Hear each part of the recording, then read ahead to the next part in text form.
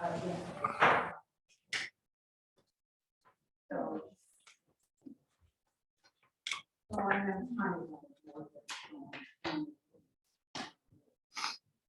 you doing, Carl?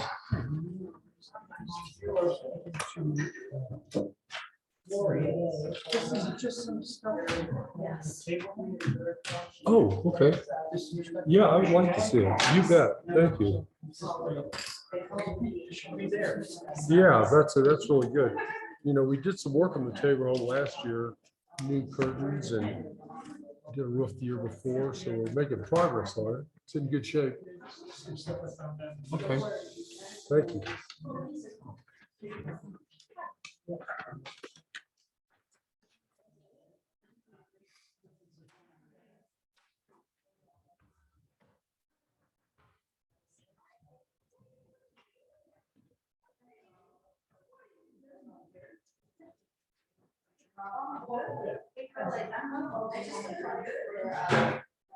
Service.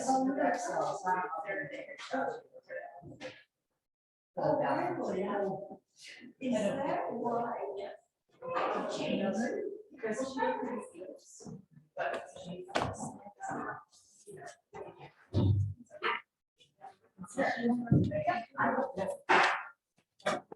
This one should be short and sweet. Oh yeah, we should be done by 6:30. Not.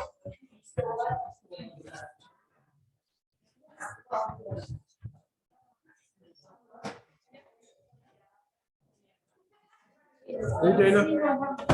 Oh, can you read all that real quick?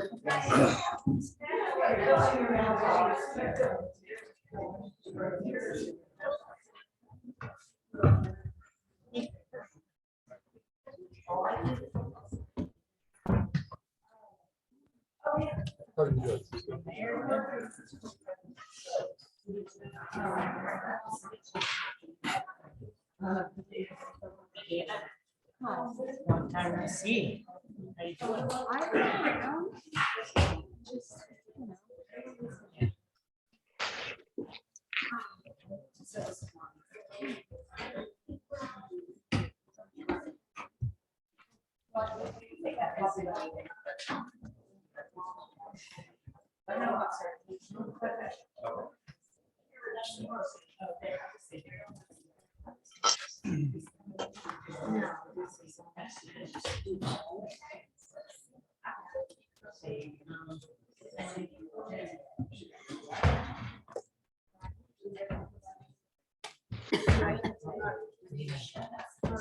Doing well, thanks. How about you? I'm not, no, I'm Cisco. Yeah. Maybe someday I'll be Max. Max sits here. Yes. Oh. Okay. Well, you're not. I'll put this way. Oh, okay.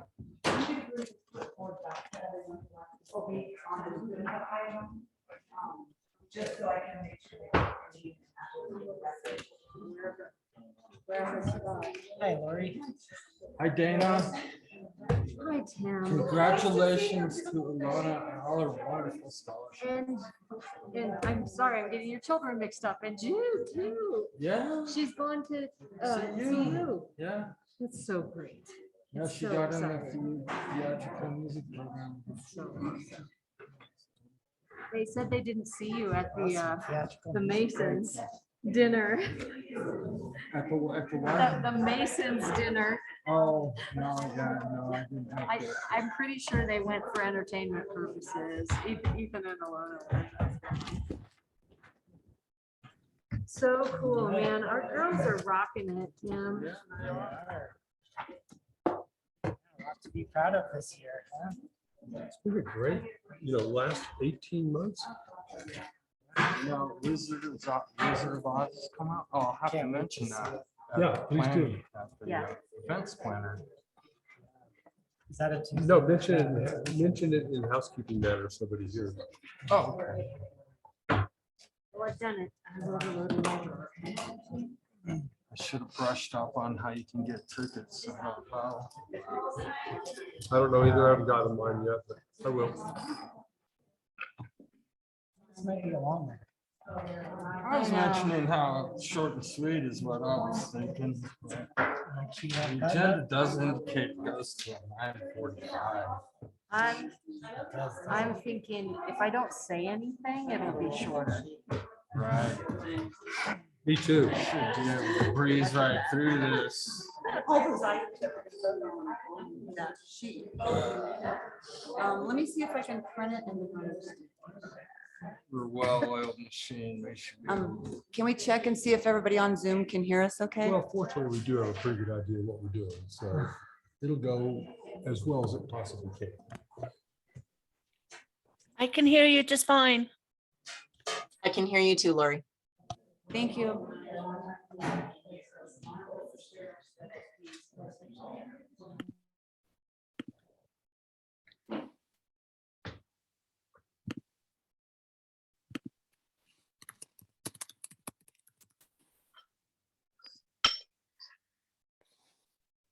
No, it's a single picture.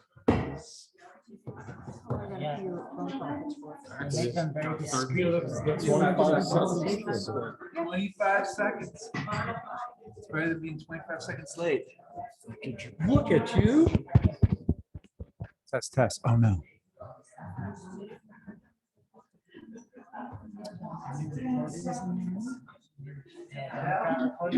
Yes. Yeah.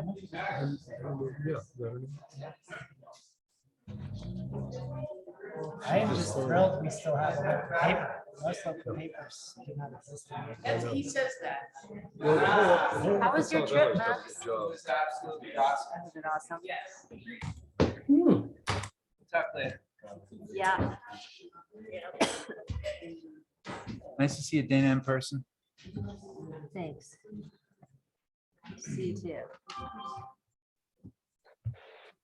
I hope everybody got the memo that if you want to speak tonight, please sign up on the sign up sheet up here.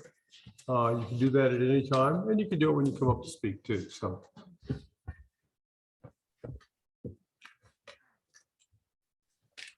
Okay, it is 6:01, and at 6:01, I call this city council meeting of May 3rd, 2022 to order. Roll call, please. Councilmember Fritzinski, Present. Councilmember Hill, Present. Councilmember Tharp, Present. Mayor Pro Tem Green, Here. Councilmember Luna Leo, Here. Councilmember Lauritsen. Mayor Lobby, Here. thank you. Thank you very much. At this time, I'd like to ask for approval of the agenda. Is there anything anybody would like to change, add, or subtract?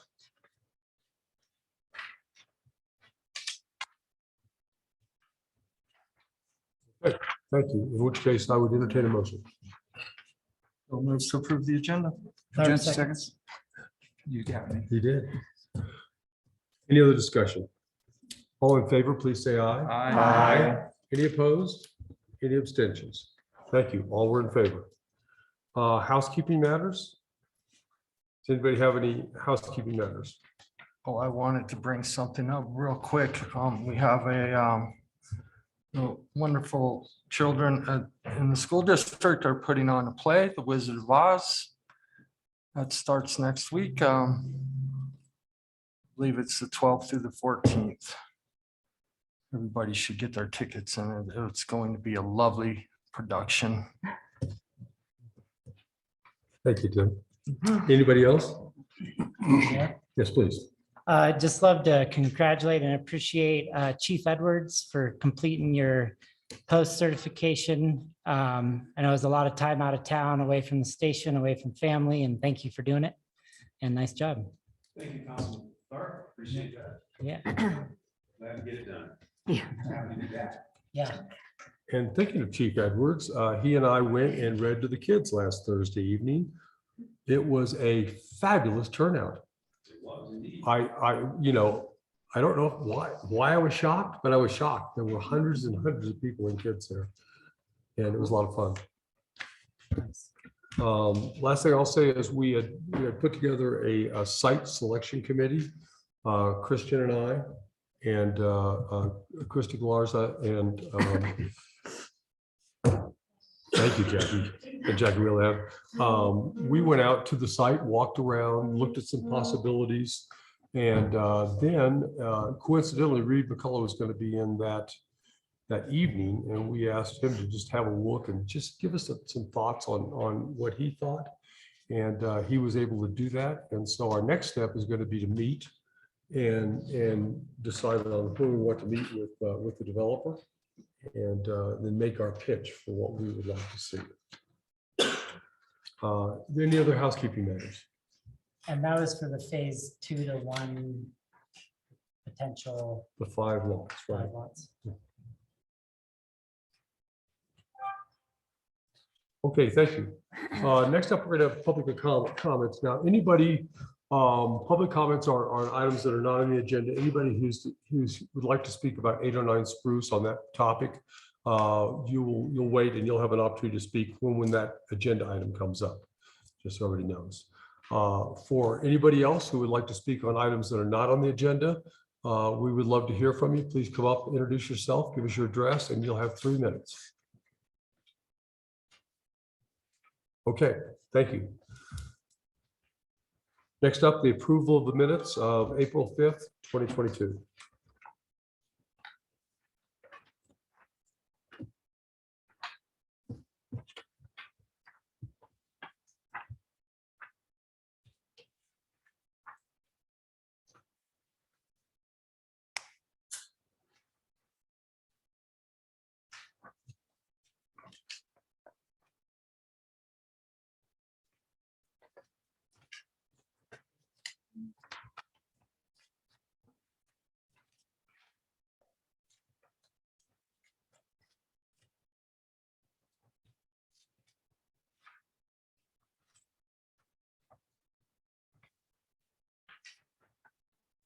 Anybody see anything that they would like to have changed?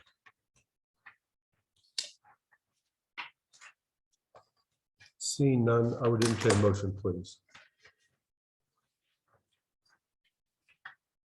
Councilmember Luna Love moves to approve the agenda.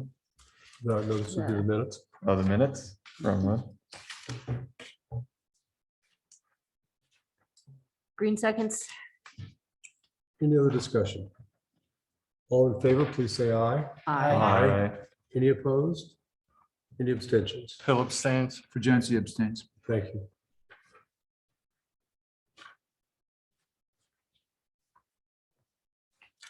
Okay, this time we have some presentations. The first is the city administrator's report. Lori? Great, thank you. Just a handful of things to report.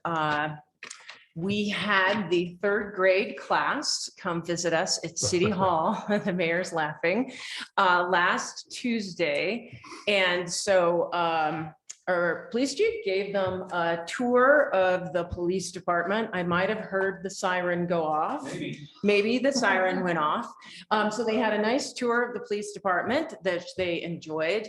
And then they came back to the city council chambers and wanted to ask the mayor and I a lot of questions. I think the #1 question was, how old is the mayor? I think they actually asked that one twice. But actually my favorite, I actually asked them a question and I asked them, I said, I had some stickers as prizes, but I said, name 3 things that were mined in this area. And they never guessed lead.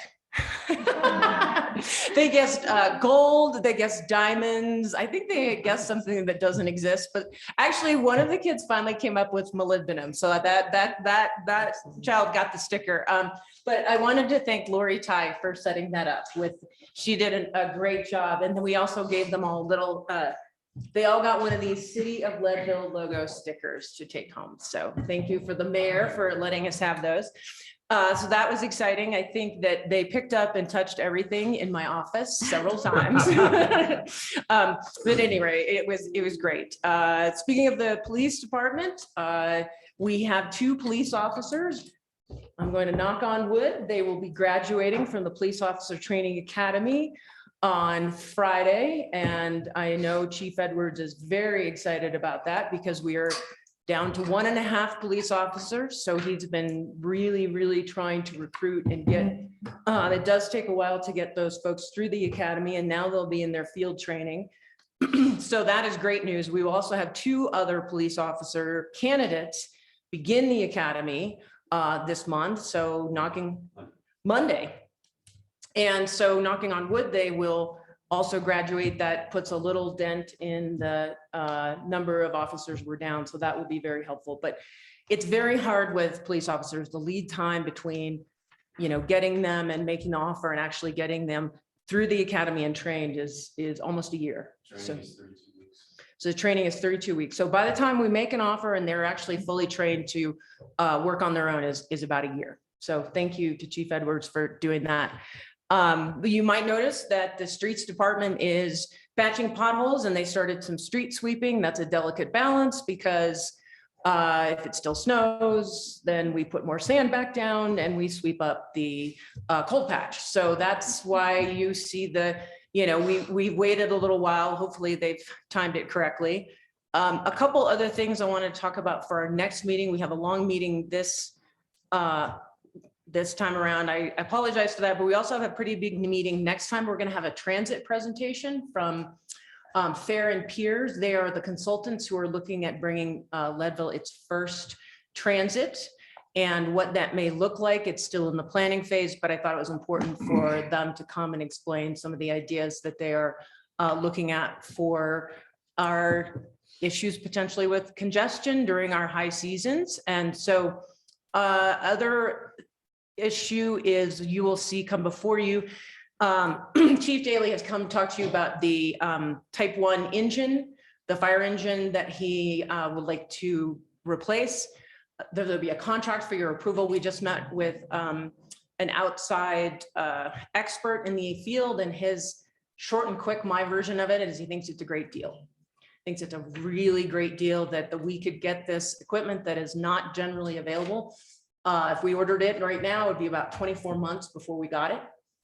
And that he thinks that the price that we are getting is a good deal. So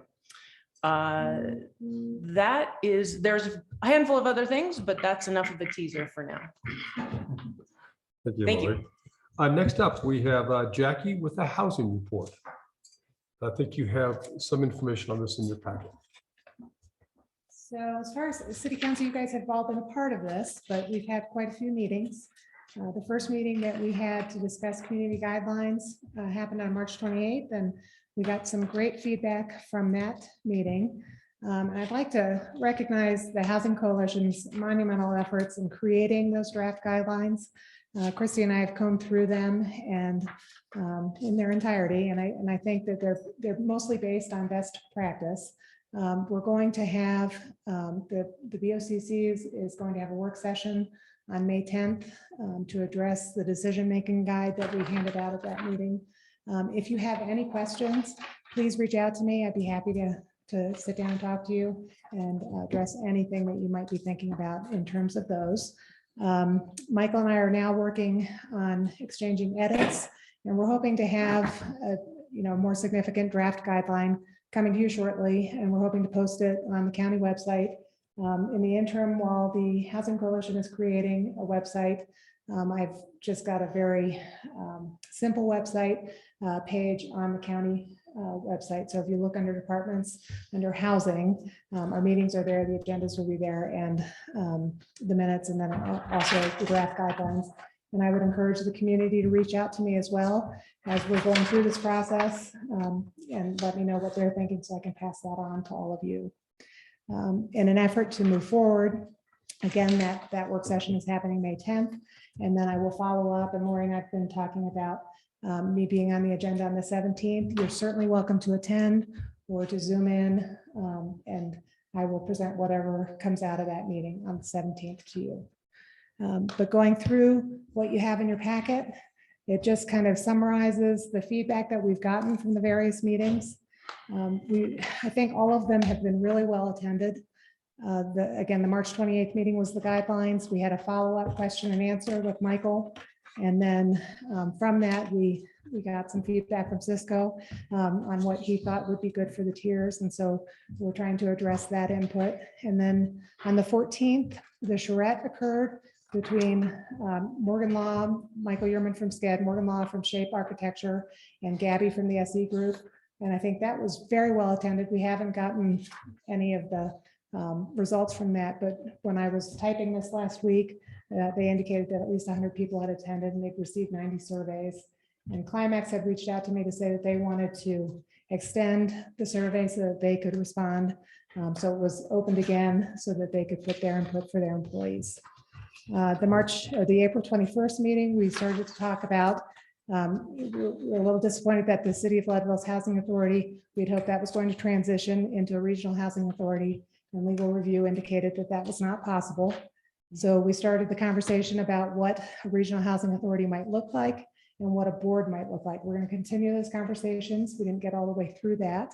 We also we're very lucky that we have such supportive neighbors. We've got a question and answer session set up that is on May 11th.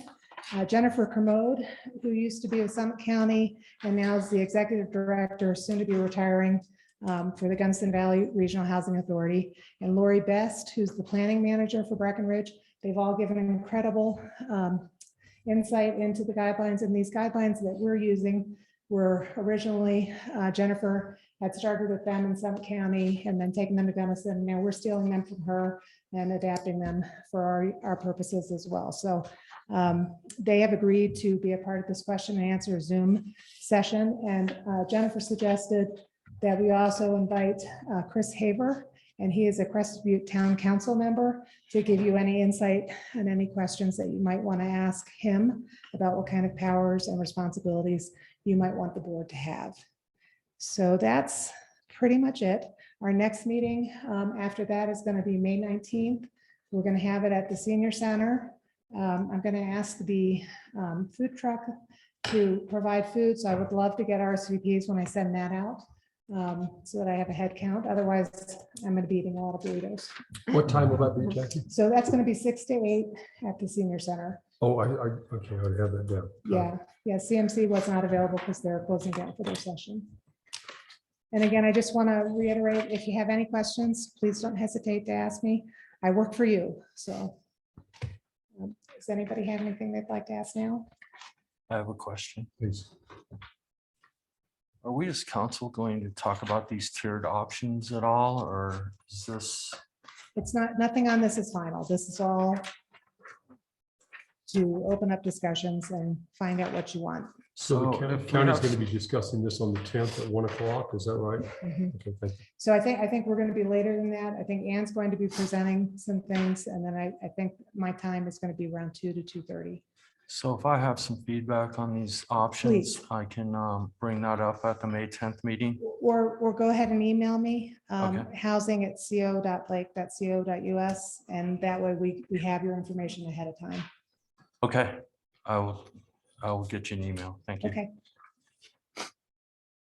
Have a quick, oh, sorry, go ahead, Cisco. Thank you. Thanks, Jackie. One question, just to clarify something you said it was not possible to transition the Leadville Housing Authority into a regional housing authority for some legal reason, correct? And is, like, I'm sure we'll discuss it more in depth, but is it possible to dissolve it and then create a regional one? So, we the conclusion that we are initially with right now is that housing authority currently has a very important purpose. And this process is going to take time to create the regional housing authority. Yeah, So we're not dissolving anything. We're just gonna. okay. And have the folks on that board, have they heard that, and have they been part of that conversation? Okay. Yes. That was the same thing I was going to ask. Great. That Any May- other- that May 10th meeting is in person, is that right? The May 10th meeting is the BOCC regular work session, and so it will be in person and also on Zoom. Okay. They posted on their on the county website. the Zoom connection. Okay. Yeah, I think you've gotten an email about that too. Okay. Yes, you should have. I think it went out yesterday. Okay, thank you. Any other questions for Jackie? Thanks, Jackie. We want to know what you do in your spare time. I'm gonna go let my dog out. Okay, next up, the Tabor Opera House update. Amy and Carl.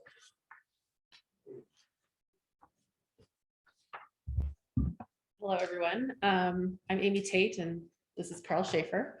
We're your city representatives on the Tabor Opera House Foundation Board. We just wanted to give you an update on what we've been up to for the last few months. First and foremost, we were able to hire our very first executive director, and I think all of you know her, Sarah Day. She's on with us today. It's super exciting. It's kind of like this has come full circle since she was instrumental in getting the Opera House purchased by the city in the first place. So we're very fortunate to have her. We've contracted with a social media consultant, local group Tandem Design Lab. She does live up here. And so we're going to try to beef up our social media a little bit. Obviously, all of you can help us too by sharing and liking the things that we do. We had our first annual financial, or our first ever financial audit as well, and everything came out great. Our treasurer, Greg Decent, it does a great job of keeping us in line and making sure that as we grow as an organization that we are accountable and that sort of thing. So we really appreciate him for keeping us moving on that. We did send out the RFP for the restoration phase 2, and we're working in the process of getting all of that organized. The ghost sign RFP, we actually have contracted with somebody to do that. So those will get done this summer. Tours begin this month. I don't remember the date. They're going to happen on Memorial Weekend. Okay. So we will have tours once again, and we are doing the Spanish tours again as well. So spread the news about that. That's an important part of our offering. This year, we also contracted with a programming consultant for scheduling our performances. And we have a very wide variety of things happening this summer. We have 4 dates, 4 weekends. June 4th is the first one. And then July 8th through the 10th, we'll have another few days of, and these aren't traditional performances either. We'll get you more details on how they work, but they're very imaginative and you know, the one on July 8th through the 10th, I believe that's the one where it's kind of an immersive experience. Is that right? It's something different, and it will be quite, I think, unique in that we'll able to utilize other areas of the Tabor Opera House rather than just the stage for these immersive tours. And we have July 31st and August 27th. And August 27th will be kind of our finale, other than I believe Main Street would like to have some time in the Opera House for their annual fundraiser later in the year. We were very happy to receive recognition from the Historic Preservation Commission about our preservation efforts. We were one of 10 properties in town that received that recognition. So we were very excited about that because we obviously take preservation very seriously, and it was nice to be recognized for that.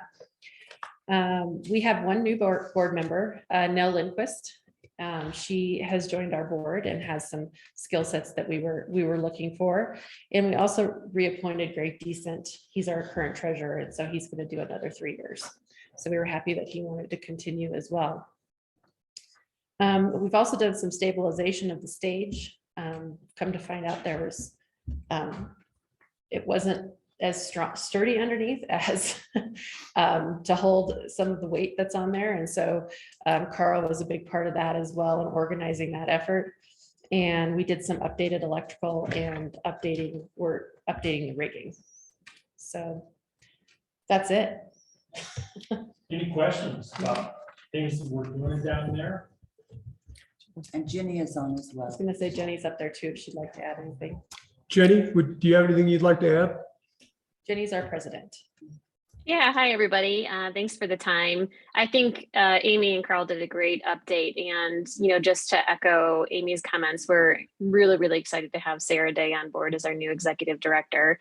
You guys know that for the past 5 years, since we've been in a public-private partnership with you, the city of Leadville, we have run our organization with all volunteers, and we've done a really amazing job. But we definitely have been reaching points where we need to take that next leap in our evolution. And Sarah's going to help us move in that direction. And it's amazing that she brings a wealth of history with the Tabor Opera House to the table. So really excited for that, and to bring performances back to you guys this year, to the community. We are going to make that announcement of those 4 dates and what they actually are next week. So stay tuned there. But lots of great, exciting information. And of course, working through to the contract for the phase 2 rehab with the city. So thanks for everybody's efforts there. I know that's been a big lift to pull that together. And I guess I would just hand it over to Sarah to see if she would like to make a few comments as the new executive director. Thank you, Jenny. I am just extraordinarily excited to hit the ground running, and we have many items that we'll be submitting to the council in the next couple of weeks for temporary use permits, liquor licensing. I've already been coordinating with lots of city staff, so stay tuned to that. And we are excited to announce the season. If you have any questions, needs, concerns, reach out to me. You know my cell phone, it's still the same cell phone number, and I will share my new executive email with all of you. And I am just excited. Thank you. Thank you, Sarah. We're thrilled as well. Mayor, I just had a couple, Please. just a couple updates. So Jenny and I have been working together. We're really looking forward to this partnership with the Tabor Opera House and the Tabor Opera House Foundation. We will be working on a memorandum of understanding about some of the tasks and duties that Sarah was doing as a contractor for the city that she will now be doing as the executive director of the Tabor Opera House. So you'll maybe seeing that soon. And then just to let you know, the plan is to have the Tabor Opera House phase 2 construction contract on the agenda for your next meeting. So the award of that contract, which would be very exciting. And then lastly, I want to thank Jenny for graciously working with the city on this, and also Sarah, because she is an amazing asset to the city. And while we were super excited for her to go to the Tabor Opera House, we were sad that she was leaving the city, but she has graciously agreed to help the city with a number of things, and one of them being the short-term rental violations and renewals, which is a key thing. So I just wanted to publicly thank Sarah for doing that. Any other comments or questions from City Council? Thank you for the Great, thanks update. for your time.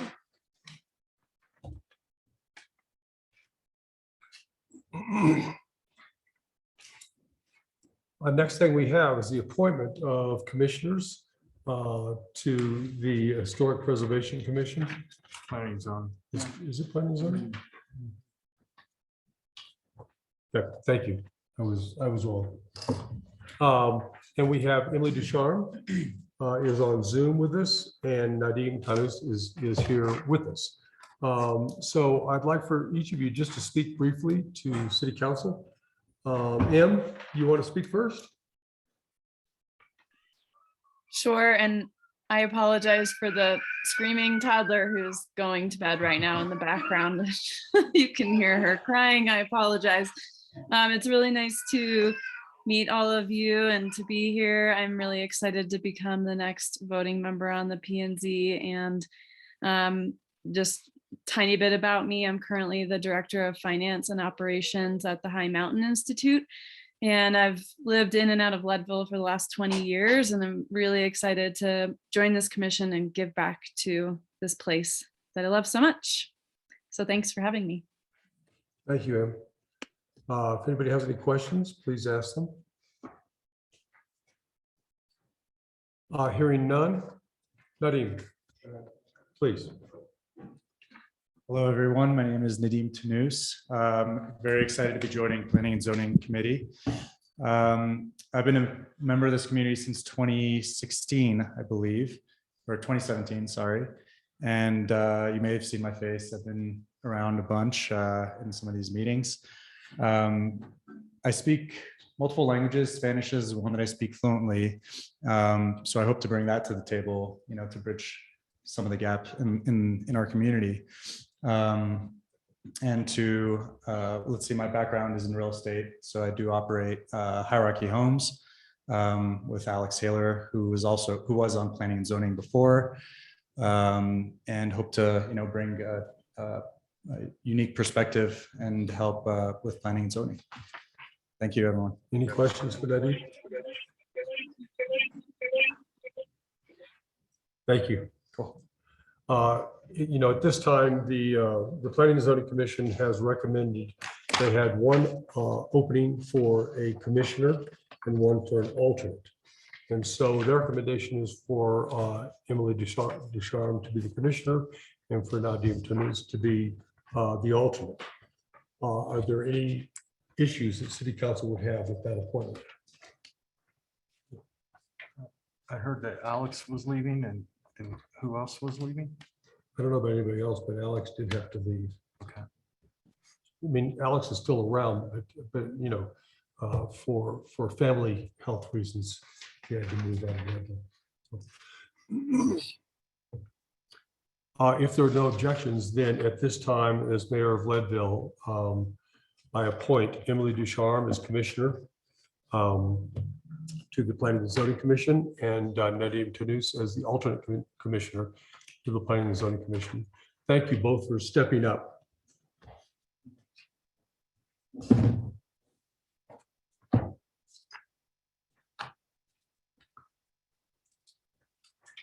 Next up, we have a City Council discussion of the purchase of 809 Spruce Street.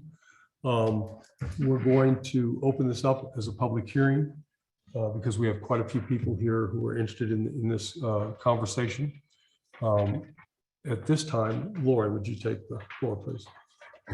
Sure, I just have a few updates for the council on this and just a reminder of a few deadlines. So we did have the sanitation district was able to, Jane Gowing, I want to thank her for being instrumental in having this happen today, as well as Angelina. They did confirm that the house is in compliance. There was a question about the number of bathrooms versus kitchens. And so it is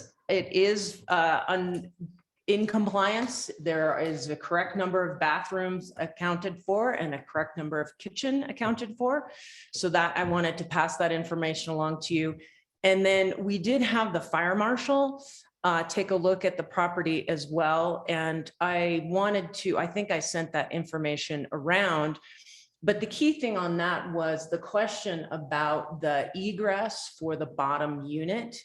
And so the fire marshal had took a look at that and said that there would be just a minor modification that would have an access bar so that it would be easier to access that bottom unit. And then it is then usable as a bedroom.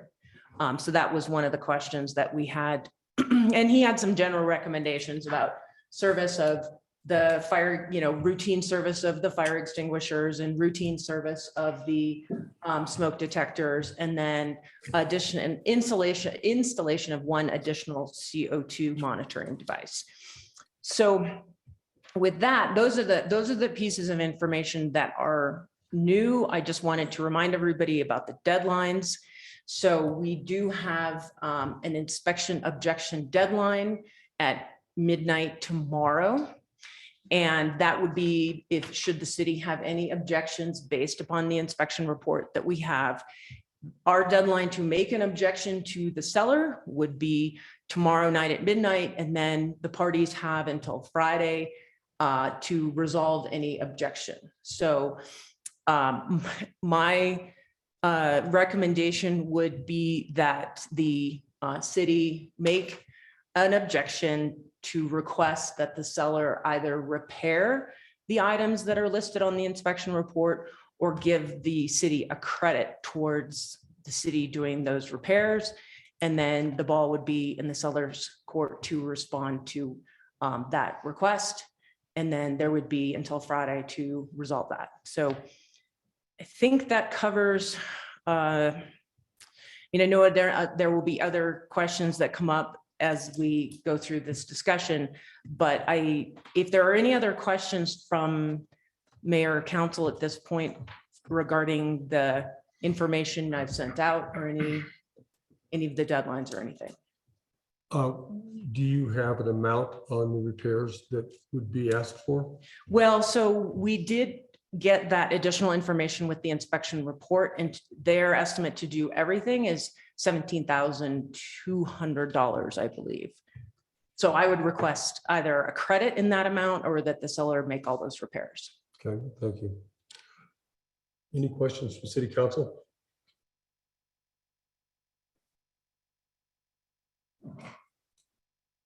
Okay, in which case I would like to open the opportunity for the public to speak on this matter.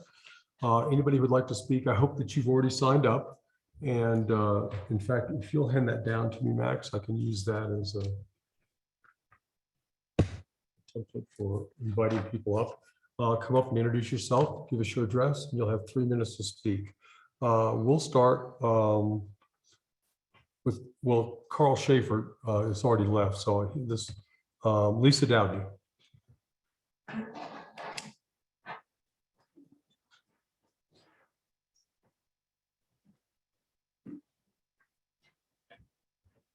I'm just gonna read what I wrote down because I won't remember half the things. First off, it's disgraceful that the purchase of 809 Spruce was voted on in a special meeting without any public opinion, essentially behind closed doors. How hard would it have been to tell the newspaper about the plans so the public could express their opinions prior to your vote? Everyone I've spoken to thinks now is not the right time. Real estate is at a premium, but the future is leaning towards a recession. Should the taxpayer incur the loss when the property drops in value, along with the maintenance costs, insurance, taxes, and management costs?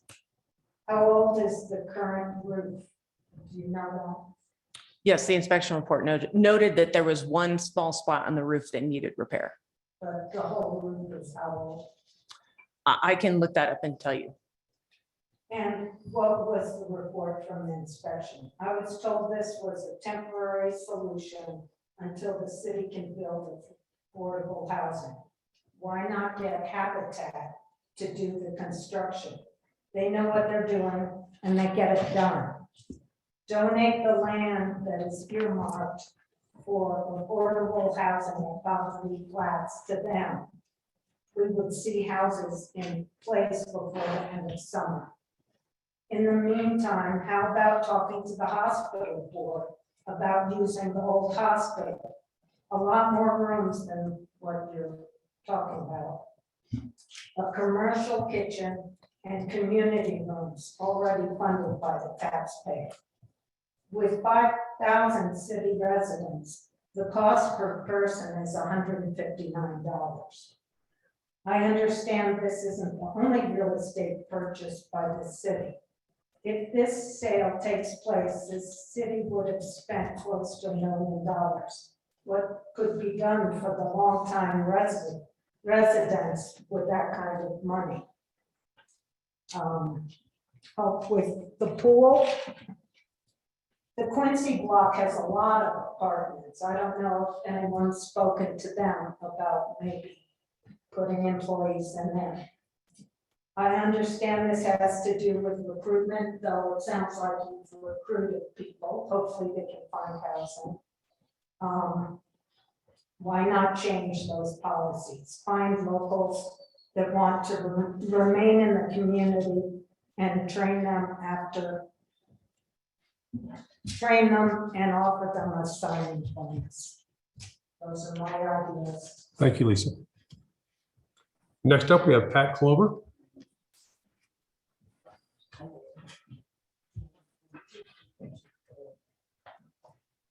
I always think pictures speak very well for a historical area.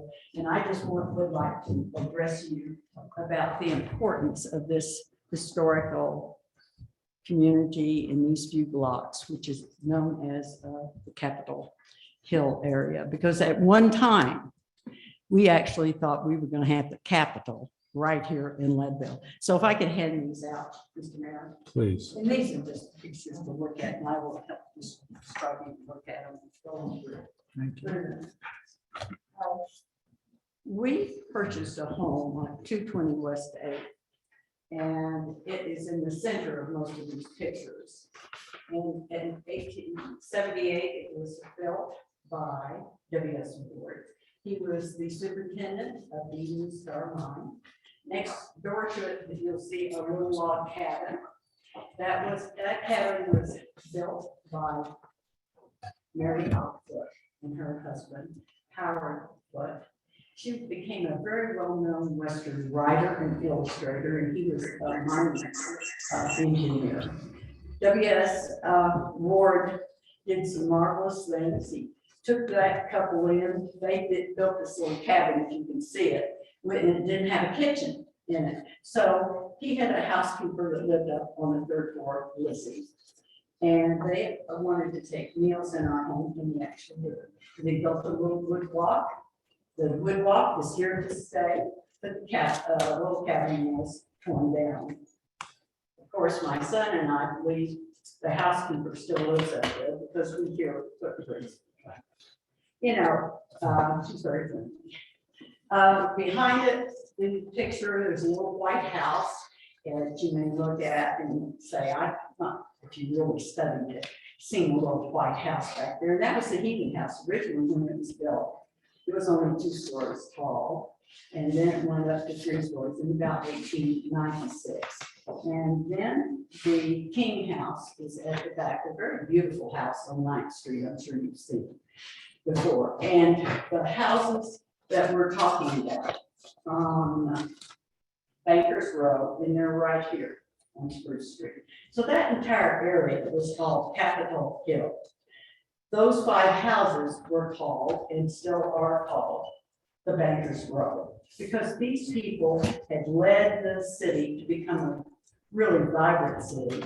Lots of money was floating around, and it was getting a lot of attention, not only from Colorado, and they had rooms, as I said, of becoming the state capital, but also they had recognition from the President of the United States, and that was Ulysses S. Grant.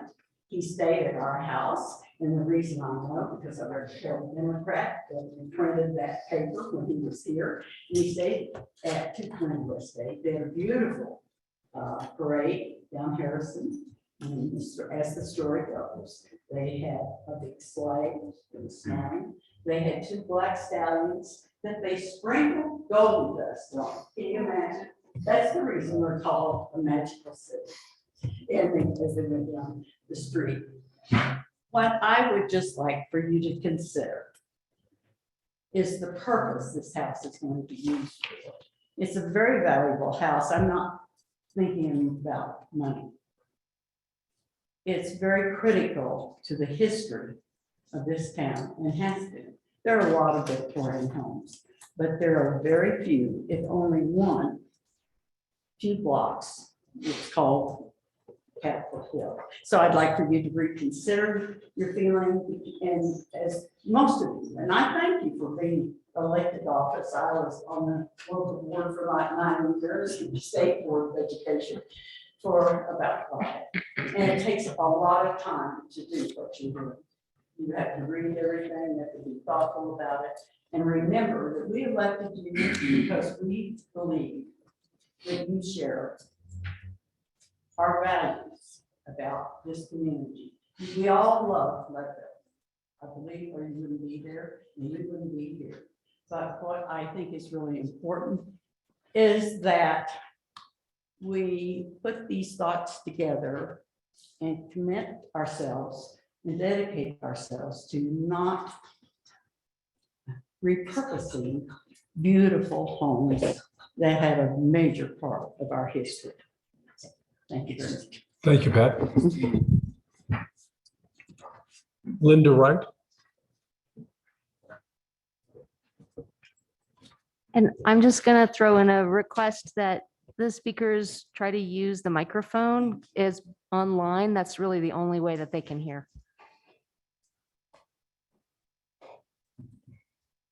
I only have a question. What precepted and as far as the preeminence, as far as being able to go into real estate to provide housing, are other communities, mountain communities like us, are they doing the same thing for their employees? That's my question. I can answer that. Please. Yes, our neighboring communities are facing the same struggle that we are. And we are learning from those communities as well. So some of them are further into the hole than we are and have faced this problem a bit longer. Winter Park has been providing housing for some of its employees for a period of time. And I've been in touch with their city manager about how they've handled it. Some of our neighbors are so desperate for housing. The city manager for Salida, they informed me that they are actually purchasing RVs for housing because they need a roof over people's heads, and they are at a breaking point where we are with being able to house employees just to get them to be able to live in our communities. So I don't think we're in that deep of a problem, but there are plenty of communities we are learning from. And in fact, if you look at the history of Leadville, the mine provided homes. Those are the homes that end up being down here. And in fact, if you drive to Red Cliff, that whole community was housing provided by companies. So it's not uncharted territory. It is something that is of necessity, I think, for many communities right now. Had you thought of tiny homes? Yes. And the reason we cannot get tiny homes is, so the mayor and I visited Fading West, which is a manufacturer of homes. They build modular homes. Even if we showed up with $795,000 today, we could not buy homes. They are a year booked out. So the issue with, supply chain and construction affects our ability. If you can come with money in hand, ready to spend, and you can't get the materials to build on your own, and you can't get pre-manufactured homes. There's just such a long waiting. I think the mayor and I were told it was a year and a half. Fading West was booked out a year and a half. I have one more comment. This is just a comment. I agree with Pat. That house is a beautiful house. I've stayed there. And I would hate to see it get trashed by employees. And then all the parking, there's so little parking in that area. I don't know. That's just kind of a concern. That's all. Okay. Thank you, Linda. Thank you. Is there anybody else in the room? I don't have anybody else signed up, but if you'd like to speak, you can come sign up and speak to us. Anybody else who would like to speak on this topic? I do have two people on Zoom. Oh, on Zoom, okay. Dana Liebert would be the first one. Hi, thank you. Okay, my good. name- oh. Dana, give us your name and address, please. Hi, my name's Dana Liebert, and I'm at 310 West 8th Street. And I understand that there is a serious shortage of housing and something needs to be done. This seems to me like an extremely expensive solution to create 4 rooms of housing in a communal house. I know from looking into it for ourselves, trying to create additional housing, that there's a lot of regulations that make it prohibitive for people to add ADUs or rent out part of their house. There's a $7,000 tap fee, regardless of what how much you're increasing water use. There's a number of regulations that I think are what is limiting housing in Leadville. And for $800,000, if you could subsidize 80 ADUs and create much more livable housing for people, long-term housing for people. I think a communal house is not a very desirable long-term solution for most people. And as I understand it, there's only 4 bedrooms that are up to code, that one of them has no egress in the basement. So it just seems to me the city needs to do more due diligence and cost benefit analysis of, how you're spending such a large chunk of money. And if the city really wants to be in real estate management of group housing. That's all. Thank you. Thank you very much. And then Mr. Who Lemos. else wanted to speak? Mr. Lloyd? Lemos, am I saying that correctly? Yes. hi, Please one sec. introduce yourself and your address and speak to us. Hi, Luciano Lemos, and I am also at 310 West 8th, Dana's husband. Just adding to what we've been talking about this, so I'll be brief. I'm sorry to interrupt, but we can barely hear you. There's it's I'm not very very sorry. audible. Is this any better? It's a little louder, but the sound quality is really bad. Sorry. That's fine. Try one thing. Is this at all any better? That's better. Thank you. Okay, I apologize for that. So I was saying, I'm Dana Liebert's husband. I'm also at 310 West 8th, Luciano Lemos, Lemos.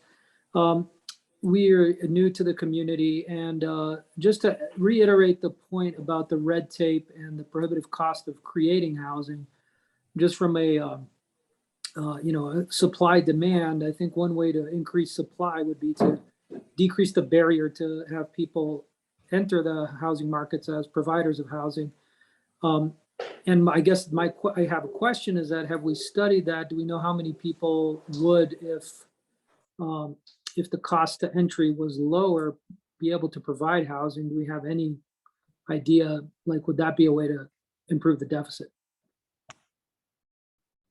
I believe that you did ask us a question. The answer is yes, it's been studied extensively. There are a lot of things that the city of Leadville has little or no control over in terms of permitting and some land use issues. We certainly do not have control over either water or sewer. So it makes the task of removing those barriers for us as a city much more difficult.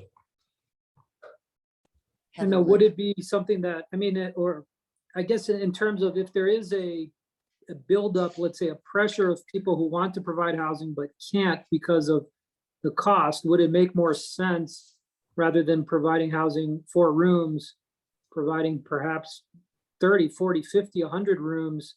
I don't know that there's that much, but I'm just saying, like, has that been studied? And the city could help defray some of that cost and create, 80 for the same price as 4. Those are great suggestions, and they are things we're working on, but we know the reality is we're probably 2 to 3 years out on making that kind of a difference. You're absolutely correct. Those are paths that we are pursuing, but our immediate need is what we're really wrestling with tonight. Thank you very much. Heather, did you want to speak? Yes, thank you.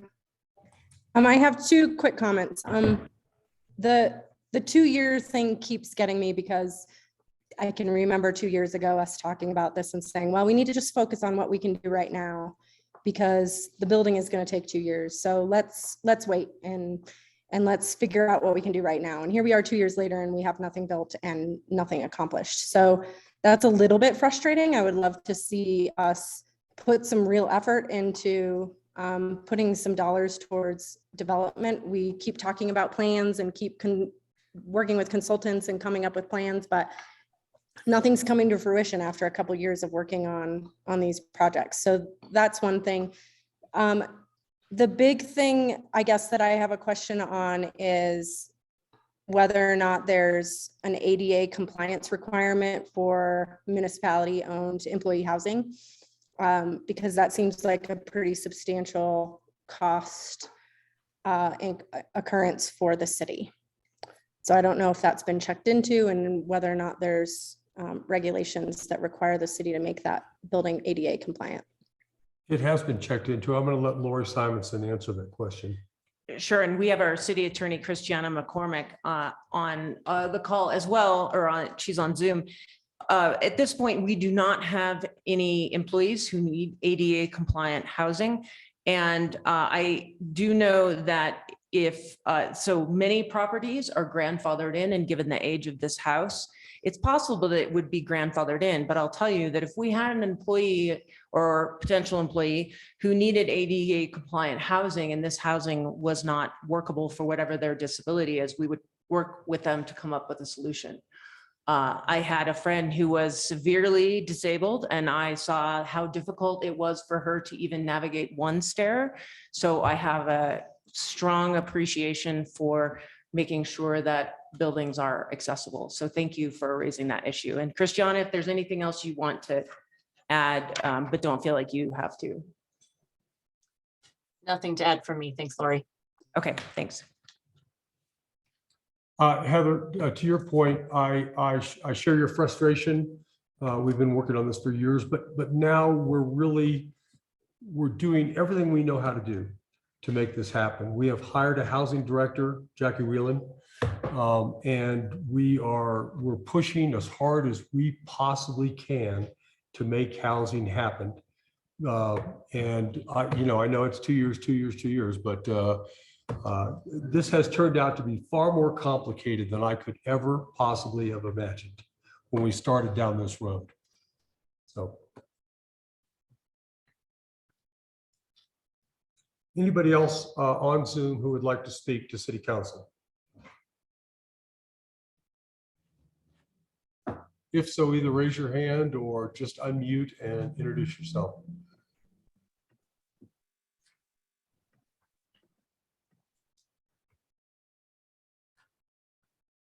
Looks like we have somebody. Right, oh no, I don't know who that is. I don't know either, but okay. Yeah, this is Dave Hopwood with 813 Spruce Street. And we were just, one of the biggest concerns with this for us, obviously being right next door or right across the alley, is just,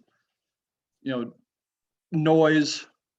What's this going to do to our ability to enjoy our home, whenever you have people who are, again, we talked about this before, but what the additional policing costs or whatever else associated with having this many people living in tight quarters that, again, aren't always going to love each other. And, and then we're the ones right next door to it that are dealing with whenever they have conflict or whatever. It just seems like it's putting us in a pretty bad position to have to live with. So that's really our concern. And I was just curious to what has been thought about whenever, again, additional policing costs or whatever has to happen whenever it's not always a perfect scenario. I know that there's housing above Quincy's that's similar, where people have communal areas, and it's kind of a mess in that place. So that's just kind of our concern, is how quickly is the neighborhood, the yards, that will spill into our yards, going to start having the same effect as the apartments above Quincy's. So that's all I have. Thank you, Dave.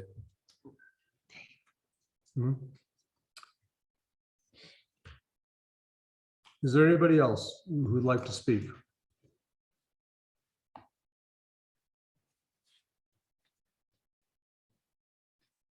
Okay. Seeing none, this was not an official public hearing, so I'm not going to officially close it, but I do appreciate what we've heard. I've given this a lot of thought personally, and I have an opinion, but I really, because we're under contract, I really can't express that opinion. I don't know how else to put it. Lori? Well, I was going to say, can I address a few of there was one thing I wanted to mention. There was a comment that I wanted to make sure the person, Dana, who had made the comment, I think she may not have been on the meeting when I talked about the number of bedrooms that are up to code. She mentioned there are 4 bedrooms that are up to code, and that's not true. It's 5, because we did have the fire marshal come in and inspect that bottom unit. And it can be used with a modification to the door as a unit to be up to code. There were a couple other things I just wanted to address with some of the comments. I was just taking notes. Oh, I wanted to talk about the long-term efforts the city has been making, and the mayor has been, I think, he has been very, very, very forward-thinking about the housing needs, and the Rail Yards project is one of those. And the folks who are suggesting that the city have land and develop the land, that is being done. The city has land at the Rail Yards project. It is going to take several years to construct on that land. So the city and the county and, our new housing director are working on solutions. But as the mayor said, they're 2 to 5 years out to construct housing. That's just the bottom line. And I think that's the issue, is we don't have a short-term solution for some of this. And one of I think the concerns we've been hearing is, the issue of that someone would hate to see the property trashed by the employees. And I think the city has proven in a number of ways that we are good stewards of historic properties. I mean, we had a presentation from the Tabor Opera House. The city, thanks to Sarah Day, purchased a property that needed a bunch of TLC, and the city has committed to do that. And the city also has communal housing for its firefighters. That's what a fire station is. And there is another home in town. There is a property owner in town who rents out rooms to our firefighters. Have any of you all heard of confrontations or issues at that property? I suspect not, because there haven't been any. And so I think the city has demonstrated we can be good stewards of historic properties. And I think that we've also demonstrated that our employees can be good tenants. The last thing I want to point out is that this has been a vacation rental and is extremely, I would say almost 100% likely to be a vacation rental should the city not continue with this project, which means that there is always the potential for there to be noise or people coming and going or other issues. I have told the mayor that I will work my hardest to make sure that we are a good tenant and a good neighbor. And so I hope that that will address some of the concerns. And at that point, I just wanted to turn it back over to the mayor, but address some of those issues. Sorry. I have something to say too. Please. I would also like to make a comment along those same lines. It has not been very long ago that the city has also embraced this model with our police department and rented a home that multiple officers stayed in. It's actually right around the corner from me. That was also a very quiet home. And the problem there is that the homeowner, who did not live in Leadville and was renting the entire home to the police department, decided to sell. And so within a very short period of time, we had multiple officers who were seeking housing, and having that happen to one employee is one thing, but multiple employees is kind of disastrous. So the city has had some experience with this kind of model previously, not to mention the firefighters that Lori mentioned. And I think so, not only in having the security of being able to offer housing, I think it also gives the city quite a bit of control over expectations with behavior, with parking, in a way that another short-term rental or bed and breakfast would not have. And that's all. Any other city council comments? Yeah, I have one if I may, Mayor. Please. Personally, I think that you're all right, especially given that we should have started earlier, but here we are. We didn't start earlier, you live and you move on, you do with what you can with what you have. And I'm kind of shocked and a little bit disappointed in the fact that we're not moving on and living to what we have. Because yeah, those were mistakes. And I think they should have been addressed in that time period. But here we are today, and we need to work on what the solutions are today. I wish that we had units built up for this that was a lot better built and actually built for people to live in and properly and have that solution, but we don't have that in front of us. We need a solution now for people who need housing. There is countless amount of homeless people today on the streets. I'm sure you've seen them if you've walked around. So I'm astonished that we don't put more priority on trying to find as many solutions and have more inclusiveness to these solutions, even if they are expensive, because they're all going to be expensive. None of them are going to be cheap.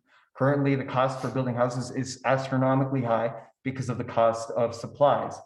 Cost of labor is always going to be an issue. All these costs always amount to stuff. And we need solutions now. We need solutions yesterday. We need solutions 2 years ago. It's unbelievable that we don't want to move forward with something because we're scared that someone's going to make noise. Those are things that we can handle. What we can't handle is people living in the streets or not having employees at all in the city. That will ruin the city, and that will ruin people's lives to have to be homeless. So I don't understand why we don't, as a community, address this properly. If we're so invested in having this be solved, then join the Housing Coalition. Join our meetings to solve these problems. There's plenty of areas where we can all participate and be involved to solve these issues without necessarily pushing back on what we're trying to do. And I'd love to hear more solutions, but they're never offered. So we got to do with what we know is best. There's plenty of areas where we work as a community to solve these issues, such as the Housing Coalition again. And we talk about these in public meetings quite often. I don't see why we can't go to all these meetings ahead of time and give us our suggestions if we feel so passionate about it. Thank you, Christian. I have a comment, and it's a little different than everybody else's. I think we're losing track of the people who have talked to us tonight.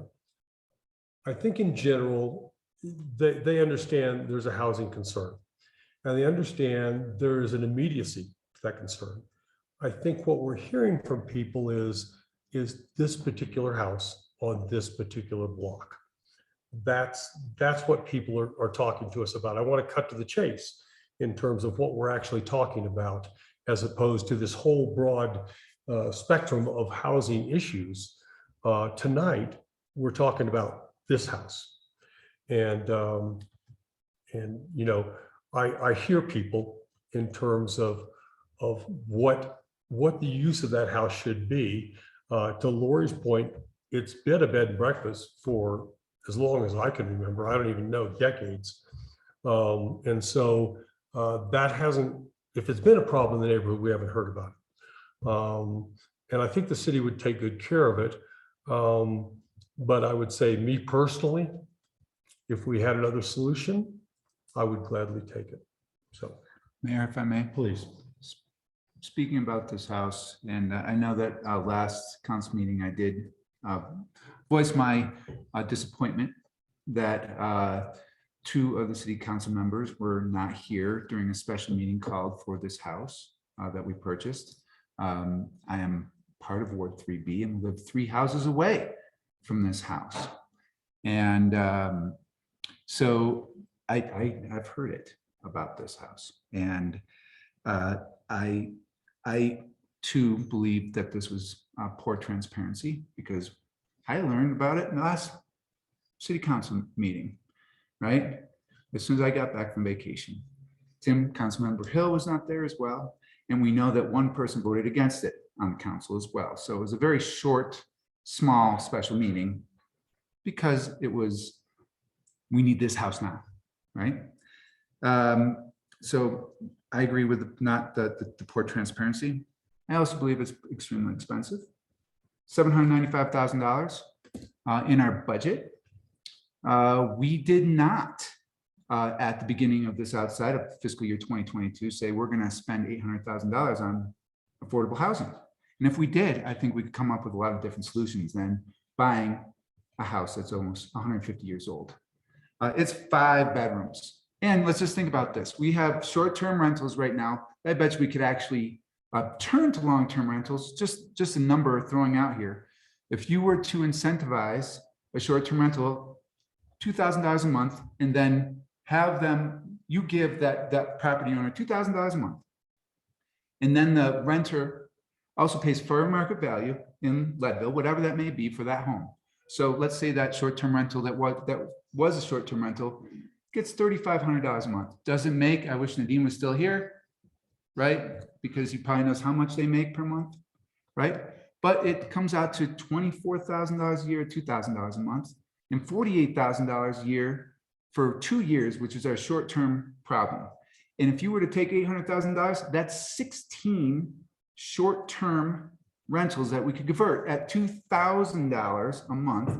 If we made it $4,000 a month, that's 8 short-term rentals that we could convert for 2 years. And not to mention, take money and pay the tap fees for people that are trying to get ADUs and the properties up there. We had so many more tools in the toolbox that we haven't even discussed. And now we are here under contract.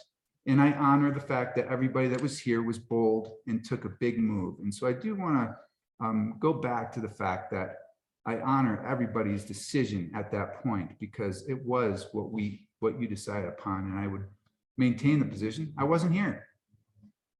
It's too bad for me, right? But I will honor that decision if that goes forward. I personally believe, getting back to what we have tomorrow deadline at midnight, we should definitely ask that property owner to fix all those. And if they say no or say sure, maybe even think about eating our earnest money and think about how we could realign $795,000 for our housing issue in other ways. That's what I would say. Thank you, Max. Anybody else? It's Councilmember Hill. We'll also go on the record as to saying that I was not present for the meeting as well. I was on vacation as well. And I would echo a lot of what Max said about that. I'm not going to really get into it, but I do think that we could have taken some different routes, especially with that amount of money. And I would also say about the inspection, that yes, the owners should make those repairs.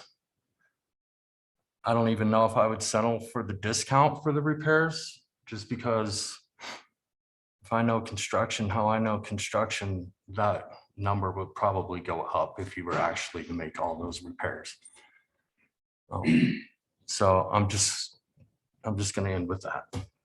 Thank you, Tim. No, Christiana has a hand. Christiana, yes, please. Thanks, Mayor. I just wanted, before we've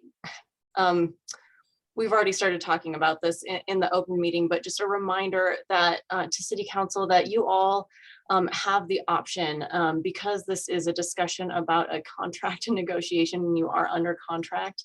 One of the reasons that City Council can and is allowed to, under the open meetings law, go into executive session is to instruct negotiators, develop strategy related to a negotiation, and receive legal advice regarding this issue. So I sent over a potential motion just in case you guys wanted to discuss that in executive session. That is a proper topic for executive session. And so I just wanted to let you know.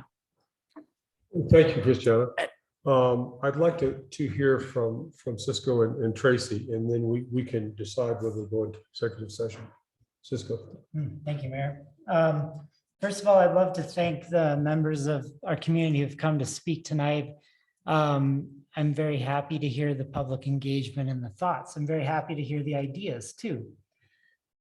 Some of the ideas that were thrown out tonight were things that we definitely are pursuing and thinking about. Some of them were new ideas, and I thought, hey, we should think about that and check that out. I just think we are in a pickle. The housing crisis is real, and it is a crisis. And when you're in a crisis, you oftentimes don't have ideal options. when I visualize this house, who might live there, I see the police officers and the firefighters. I see the city administrators who might live there. Those are beloved members of our community. I don't see rabble rousers. I don't see a frat house. I see people who want to be in our community and want to care for our community and deserve to be cared for. And I want to care for them the best way we can. I would love to give them all their own apartments or their own houses, and I hope someday we can. In fact, we're working really hard to try to make that a possibility. I love Councilmember Furgenzi's idea of incentivizing short-term rentals to become long-term rentals. And I hope that's part of our package that we create for housing solutions, because I think that's a great one. Now, with that one in particular, that's money out the door. We'll never get that money back. We give a homeowner $2,000 to flip their long-term rental to a short-term rental. Goodbye, $2,000. If we buy a home, we will recoup that cost over a period of years. So it's hard to foresee the future and exactly how much work the house will need and such. But theoretically, through rent revenue, the amount of money we're spending on the house would come back into the city. I also think if it isn't going well, then we can probably sell the house and recoup that money. But it's the future, right? Everything in the future is a gamble. We never know if the choice we will make will be right or wrong, or who it'll benefit and who it will not. And I just want to identify that complexity because it's true in this case as well. The one thing I do know is I think the city will take very seriously the care of this home, because I love the historic character of Leadville. Part of the reason I'm here, I think my fellow council members do as well. And in the public interest, I think we would care for that home in a way in the public interest that perhaps not another owner would. Maybe they would, maybe they wouldn't, but I think that's more uncertain.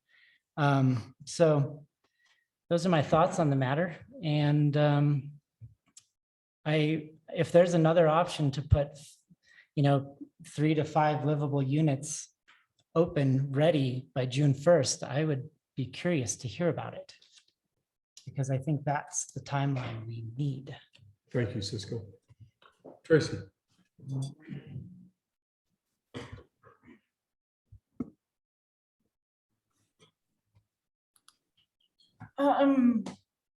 Thank you to all my fellow council members. I think you've all made some excellent points.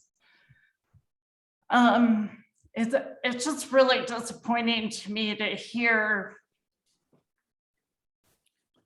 people who need to rent housing as being characterized as unworthy of being able to live in this house. And I find that very upsetting and disappointing. We're doing the best we can to find housing for people, and we're losing employees. We cannot get employees.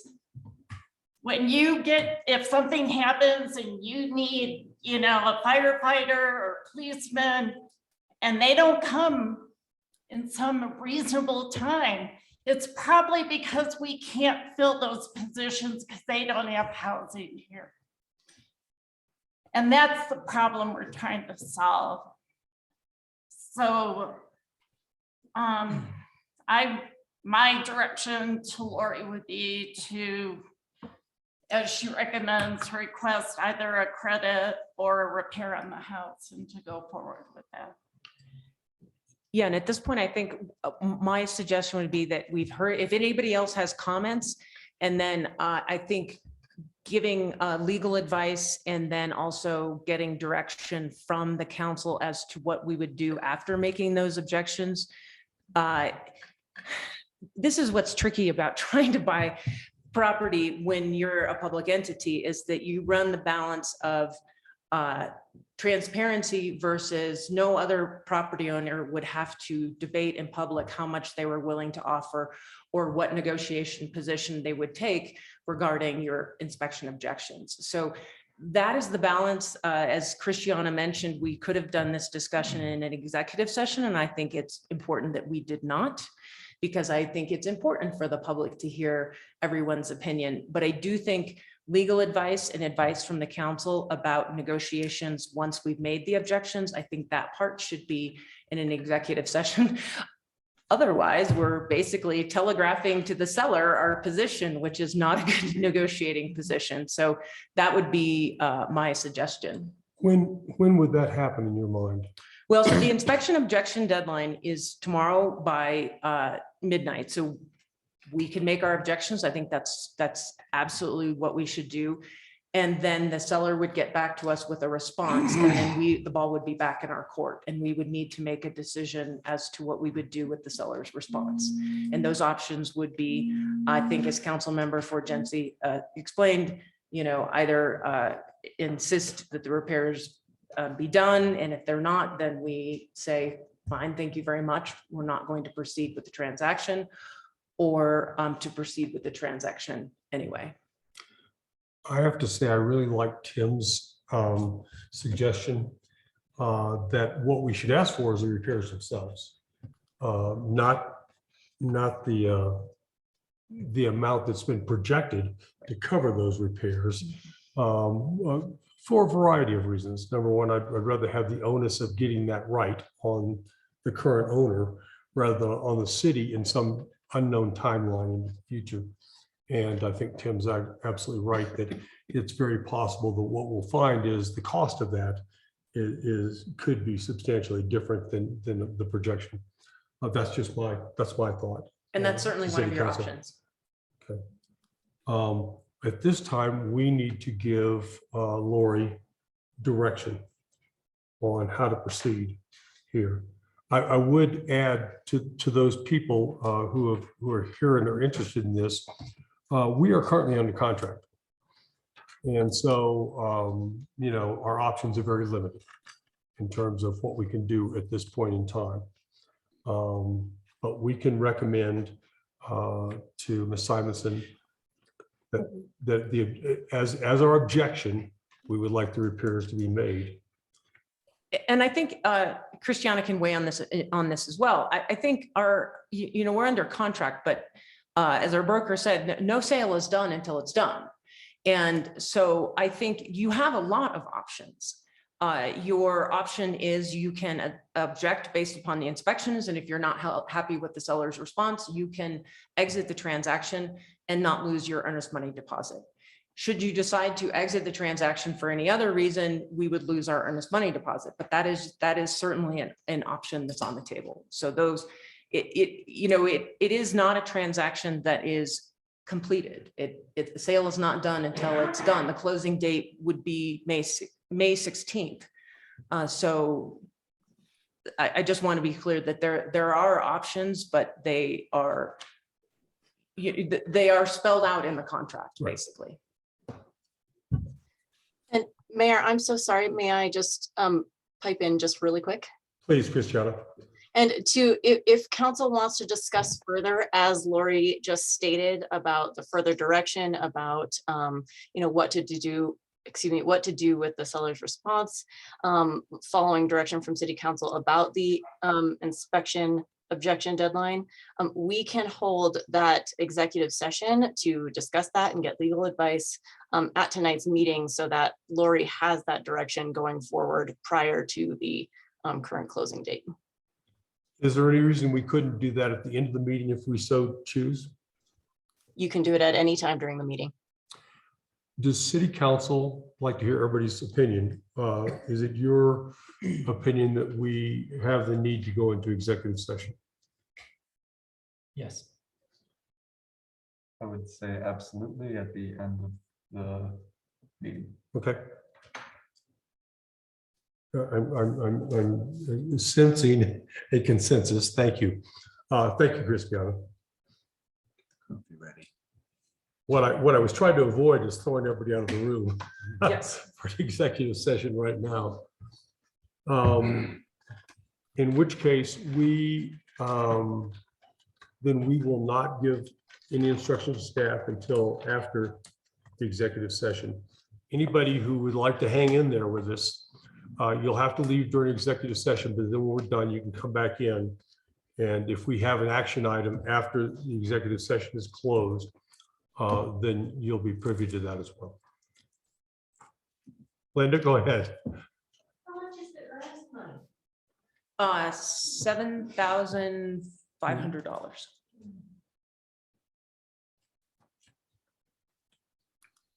Okay. Next up, we're gonna go ahead and then we'll do the executive session when we're done with the city council agenda. Over there.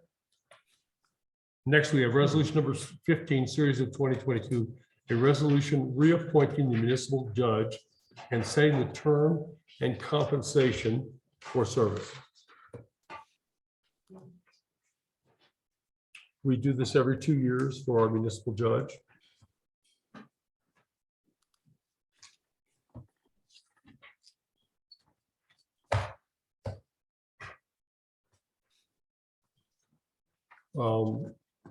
Judge Floyd, if you would come up, and if city council has any questions for you, they may ask them at this time.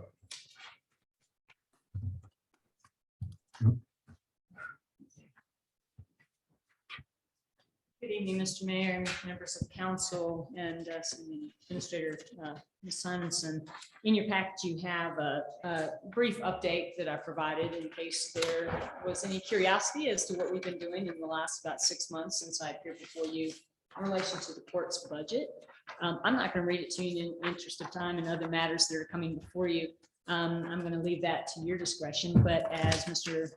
Mayor mentioned, I'm happy to answer any questions you may have about the court, its operation, my duties, or whatever. In your report, it's the same as it was last year in terms of interpretation services. Can you give us some, I mean, you apparently have the ability to have those on Zoom. Have you used that, and does it work? We have used it, and the interpretation stuff, that's one of the most disappointing aspects that I've not been able to make as much progress on as I'd like, because I think it's important that the people who are appearing before the court have someone there with them. The challenge with the technology is sometimes the delay in the speaking and such, and so it's a very disjointed process. So it's there as somewhat of a last resort. I worked hard last year to convince CMC to start a program so we'd be able to essentially grow our own interpreters here in the community.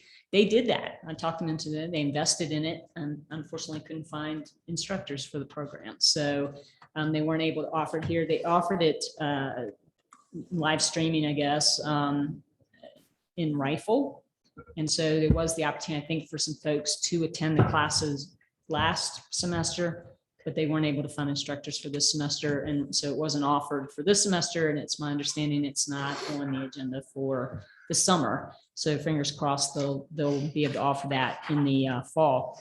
In the meantime, one of the things I mentioned in my report is the somewhat turnover of the court clerk position. And as all of y'all know, as mentioned in the report, Diane Smith, who moved into the deputy city clerk position, was replaced by Kelsey Conine, who was working at my firm, who then got stolen. I stole her away from the Leadville Trail 100 series, I think, and then they in turn stole her back for the foundation. And so she left the firm and working as the court clerk to join the foundation as its marketing person or whatever. And unfortunately, it's taken me 4 months, well, 3 months, I guess, really to identify a replacement. In that meantime, there's a young woman who works with the immigration attorney who shares my office, who's a native of Colombia and actually was a lawyer in Colombia, who has been helping out. One of the challenges is she just came to this country,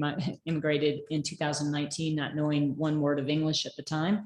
Her Spanish is phenomenal. Her English, not so much. And so she is in classes trying to improve those skills and stuff, but it's been a real challenge in terms of bringing her up to speed and her being able to not just competently, but also without frustration, complete the duties and such of the court clerk. So literally, I think last week, I got acceptance on an offer to bring in Alicia Fontana, who is a Leadville resident, that I stole away from a bank down in Summit County. And so that's one of my missions, bring our people home, so they can work where they live.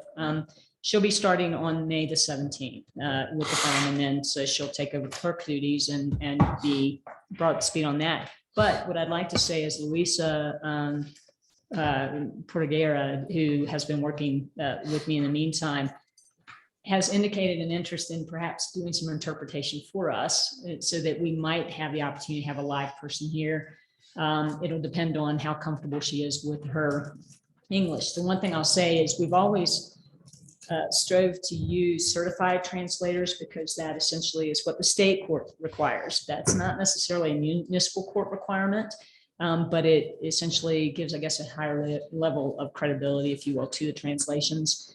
But in the event that we do not have access to other translators, I think it would be worthwhile to have somebody in court who can speak Spanish to our folks, especially at arraignment, because that's my biggest concern is we have people appear for court who don't speak in English. We don't know they don't speak English until they show up. And then I feel bad because most of them had to take time off from work in order to come to court. And then we have to tell them through an interpreter or some other way, you have to come back again because we need to wait until we have an interpreter here for you. So we're looking at different stopgap measures. There's also a service called Language Align, which is phone in interpreters if you want. So we can either have them virtually via Zoom if they're available, and if not, in an emergency, we can use the Language Line for that as well. How does the county court deal with this? They have interpreters that come up. They also have there is a language access office with the state courts that they have their own cadre, if you will, of interpreters available throughout the state courts. They're not available to us as the municipal courts. And so we have to kind of beg, borrow, and steal, hoping that folks have excess capacity in order to be able to help when we need an interpreter. So we're working on it. That is one of my biggest frustrations right now, not being able to provide that service reliably in our court. And Mayor, I probably shouldn't tell you this, but I did tell Judge Floyd that our new deputy city clerk is bilingual and she has previous municipal court experience, and no, you cannot steal her from us, but you can borrow her. They said that to me and I was like, can we cross train at least, and that's one of the things too, is that right now Diane was our cross trained court clerk. So if my staff member isn't available to be there, we don't have any backup right now. So I'd be grateful if just that bit of a compassion aspect. Would be Absolutely, we will work we've together. actually, tried the combination. It'd be a nice backup, so. Yep, agreed. That'd be Okay. awesome. Yeah, thank you. Especially since she'll just be down the hall. Yes, thank you. Any other questions for Judge Floyd?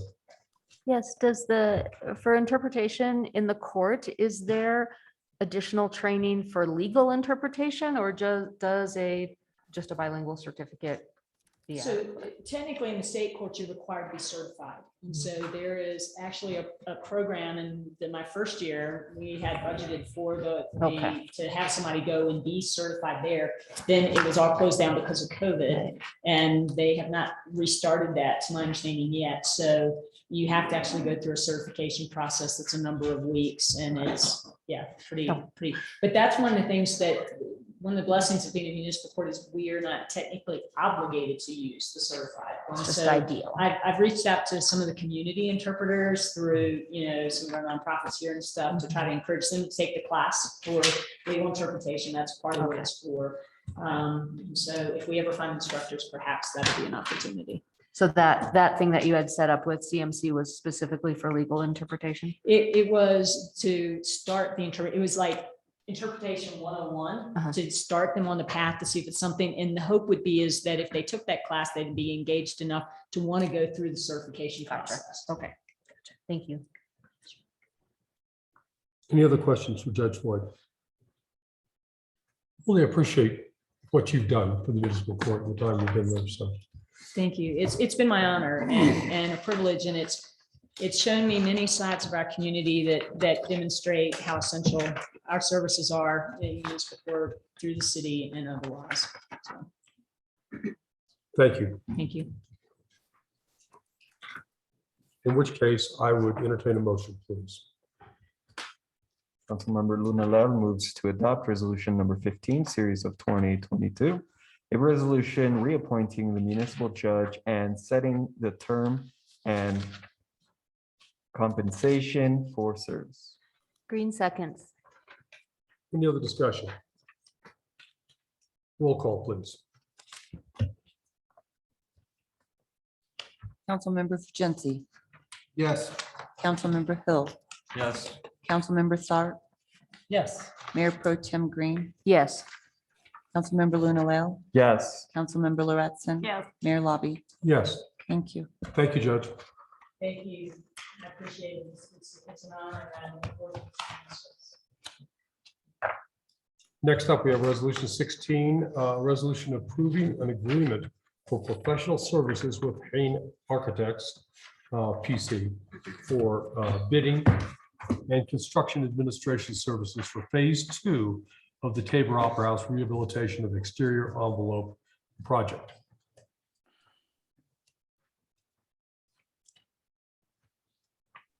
Is Miss Day still on? She is not, and I don't see either Chris or Tim Hain. I can speak a little bit on this item since I worked on the contract, Please. Mayor, if you'd like. So for the Tabor Opera House project, there are a number of agreements that will be coming before the city. These first two are for, as you can see in the title, getting help with the bidding and construction administration services, construction administration services portion of this project. Chris Hain from Hain Architects provided these same services for phase 1 of the Tabor Opera House rehabilitation project. And she did a great job, and the city is looking to retain her services again for phase 2. So what she does is help put the invitation for bids together. She helps monitor the project. She helps make sure that the project is proceeding on time, that historic renovation and rehabilitation requirements are met. And she works really closely with the Tabor Opera House for making sure that all of their grant requirements and tax credit requirements and all that stuff are met. So this contract engages her to perform those services for this for the city. And it is my understanding that the grant funds, the DOLA grant funds that the city has received for this project will cover the cost of her services, which is $60,000 for 2022 and 2023, the expected 2 construction seasons over which this construction project will take. Those are the basics. If you have any questions, let me know. Thank you, Christiana.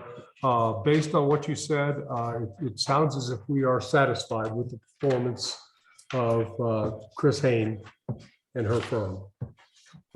To the best of my knowledge, Mayor, yes, that is correct. I think Sarah would have more information, but I don't think that she would have brought Chris forward again for additional services if that wasn't the case. And I've worked with Chris too. She's been great. Okay, thank you. Are there any questions for Christiana?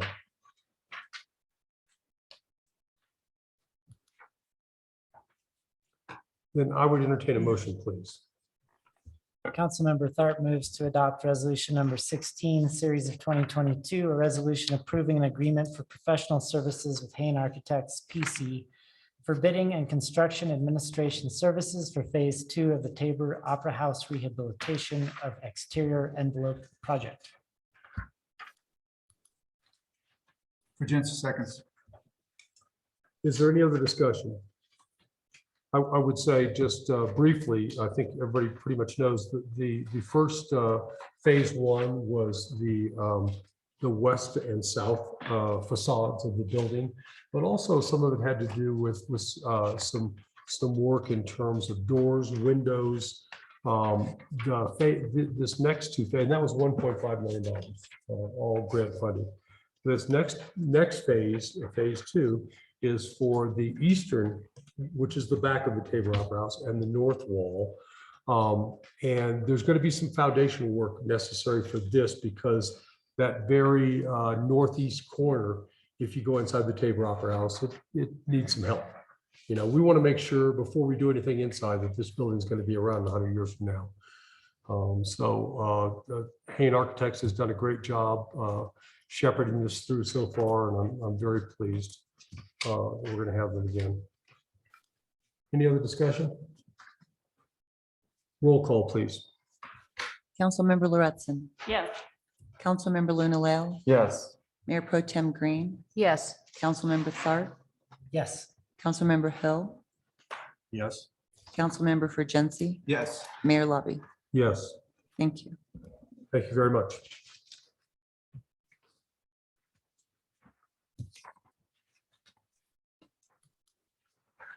Next up, we have resolution number 17. This is a resolution approving a payment management agreement with the Tabor Opera House Preservation Foundation for Phase 2 of the Tabor Opera House Rehabilitation of Exterior Envelope Project. Christiana? So this is another Tabor Opera House agreement. And this one is similar to what we had last year for Phase 1 again. Last year, or I don't even know if it was last year, for Phase 1, I should say. What the Tabor Opera House Preservation Foundation did and what this agreement before you tonight would do for this phase of the construction would have the foundation be in charge of processing invoices, basically. The invoices would go to them and they will, you know, to the extent that the city has funds that are eligible for or can be paid for those services, then the city would provide those funds to the Tabor Opera House Foundation, and the Tabor Opera House Foundation will pay the contractors. The reason we had this kind of pass through last time was so that the foundation could take advantage of the state historic tax credits that were available for the first phase of the project. This year, we're doing it for similar reasons, and also because the foundation is actually contributing a large portion of the funds for this project. And so if they're able to administer, process the invoices and pay the contractors, then they are able to use their funds, their grant funding, their state historic tax credits to help fund this Phase 2. So we have that all set up. The contract sets up that payment management setup, and it also sets out the contribution of the foundation. Thank you, Ms. Johnny. Any questions about that? It's the same process we've been using for Phase 1. And it's because we're the owners of the Tabor Opera House. If there are no questions, I would entertain a motion, please.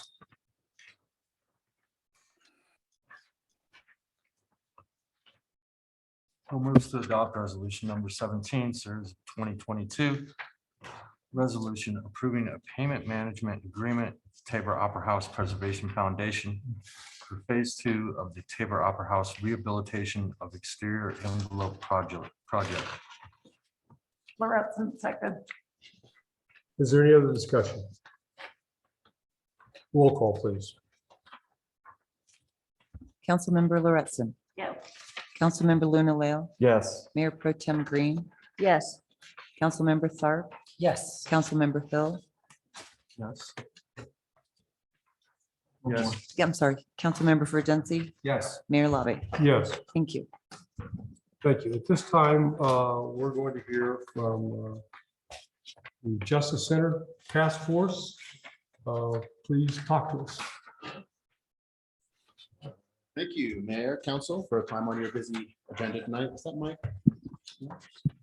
That's good. Yeah, thank you for your time. Here just to talk about next steps on the Community Justice Center project and the continued city participation in that important project. Oh yeah, I have some slides that we'll catch up to. That's okay. No, we're good. So just for a quick background on the county's perspective, the county is legally required to provide safe and adequate justice facilities, including a jail and courthouse facility. So that's our stake in the project. But I think the vision of all the stakeholders has been not to just meet that minimum legal threshold, but to actually build something that really serves the community, that can help address some of the shortcomings in our justice, process in this community. Something we can be proud of, that is a modern facility. So I also wanted to recognize that the city has been a participant all along the way. Mayor, you've been, at how many task force meetings? Chief of Police, Hal, and your predecessors, Laurie, since you've been here, Sarah Dallas, many council members. I mean, this has been something the city has been engaged in from the beginning. So we've tried to get this project up and running again. And specifically in 2021, City Council asked to be involved in the initial schematic design to include city police, municipal court, and associated space. So again, city's been involved in this project. This isn't like a new county thing. We're coming to you at all for the first time. But we are, as we enter a new phase of final planning and construction, we're in a new phase of some key decision points. So we are here. Sorry, can we go ahead? Next slide as well. So a little more background, just one back. So this is the site at the end of town between Monroe and Chestnut, sort of across from Leadville ATV. It's a blighted site, old Union Pacific site that the county now has full ownership over. The facility, right now, from initial schematic design, having talked to all the potential users, it's a large facility. It's 55,000 square feet in the initial schematic design, with an estimated all-in cost of 45 million. That's kind of eye-popping, right?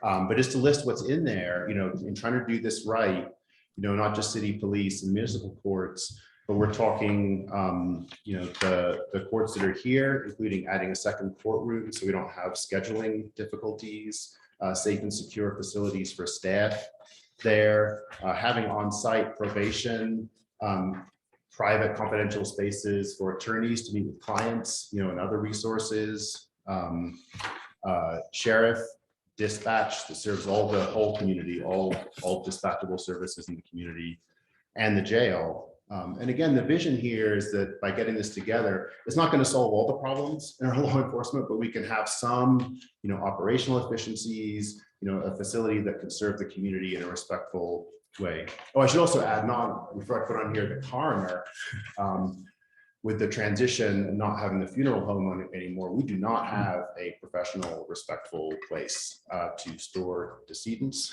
or for the coroner to do their business, storing evidence, meeting with families, and law enforcement. So the current plan within that 55,000 is to include, some small coroner office space. And again, in the current initial schematic design as requested, it does include municipal court, city police in the same location, not co-housed, but adjacent to the sheriff's office where they could share break room evidence. Potentially, some efficiencies there. You mentioned the 45 million cost, and we'll come to that later. Next slide, please. So just quickly, you don't need to tell you about the benefits, but I think, in addition to just the core, police station and municipal court and public parking that will be there, I think there's some intangibles. I think those operational efficiencies of having city police and the Lake County Sheriff's Office in the same facility, could really, physically support better coordination between those two agencies, both adjacent to dispatch, and again, easy access to district attorney's offices, the courts, probation. Again, just not that we're such a huge town, but just being in the same building, I think is going to get a more integrated, justice process in place. Also, if the city police and municipal courts did move out of this building, you would have some space to play with and not have to look for other office space as city operations might expand. Did mention, I think final benefits of intangible is the economic development. It's a blighted site that I don't, no developer had touched for decades. So it's going to be part of Main Street. So next slide, please. Yeah, so coming back to some of the key decisions, like the timeline and sequence of what's coming up this year, because things are beginning to move fast after 10 or 20 years of not moving fast. And that 20 years is not a joke. We've met with some of the design firms who have a file from 20 years ago of first discussions on this project. So we are right now at that light blue star. So we have an initial schematic design, but now we have a design firm working on this project, already beginning user group interviews. And really quickly, in like 2 or 3 months, we need to get to a final design that you can hand off and price out with a construction company so that you're ready to build at the beginning of 23. So I think we're at that point where we sort of need to have this discussion of whether the city wants to continue being part of that design discussion as we get much more concrete and be a part of that final pricing and construction. So I want to say, looking out, the county, which is responsible for financing this project, we don't need to secure financing until the end of 2022. We don't need like firm financial commitments until we go out to seek the financing, and I'll get to that on the next slide. But we do sort of need to tell the architect what they're designing for. And that's really where we're coming to. So we need to tell them whether the city is in or out of the design. And again, I'll come to some very specific action items at the end. So I think we're getting into the money here. So next slide, please. So as I mentioned, the all-in cost is 45 million, and that is all in. That's all the design, professional fees, soft costs. That's furniture, fixtures. That's a healthy contingency that is in there for cost escalations we're seeing. So that's not there's no hidden fees here, and we hope it's less.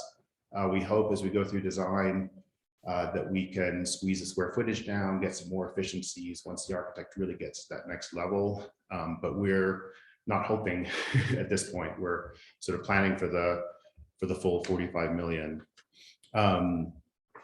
And as we looked, we worked through with the architects who got us to the initial schematic design phase. And when you look at the actual physical facilities of the city police and municipal courts, and then the associated, extra mechanical, extra parking, extra bathrooms, we estimated an 11% cost that is due to the city participation, which is 5 million. So that's where, 5 million is not a number we picked out of thin air. That is actually based on sort of what is, tangibly there for city facilities. Next slide, please. So let me talk about the county side of things. So our intent right now on financing that 45 million is to provide 10 million upfront and then finance 35 million over probably 25 years, although that's to be negotiated as we go into the financing phase in a few months. That 35 million financed is about a 2 to 2.5 million annual finance payment that we would be committing to cover out of our operating budget. It would be 20% of our operating budget. So it's a huge commitment. The 10 million up front, we already have about 5 million secured through federal and state funds from federal congressional earmark and state underfunded courts. We're looking nicely hidden behind the Zoom boxes. We're looking for an extra 5 million up front or savings in the design process. But again, we're trying to get that 10 million up front to keep the annual payments on our financing down into something that seems manageable. So that's the county's side of things and where we're at.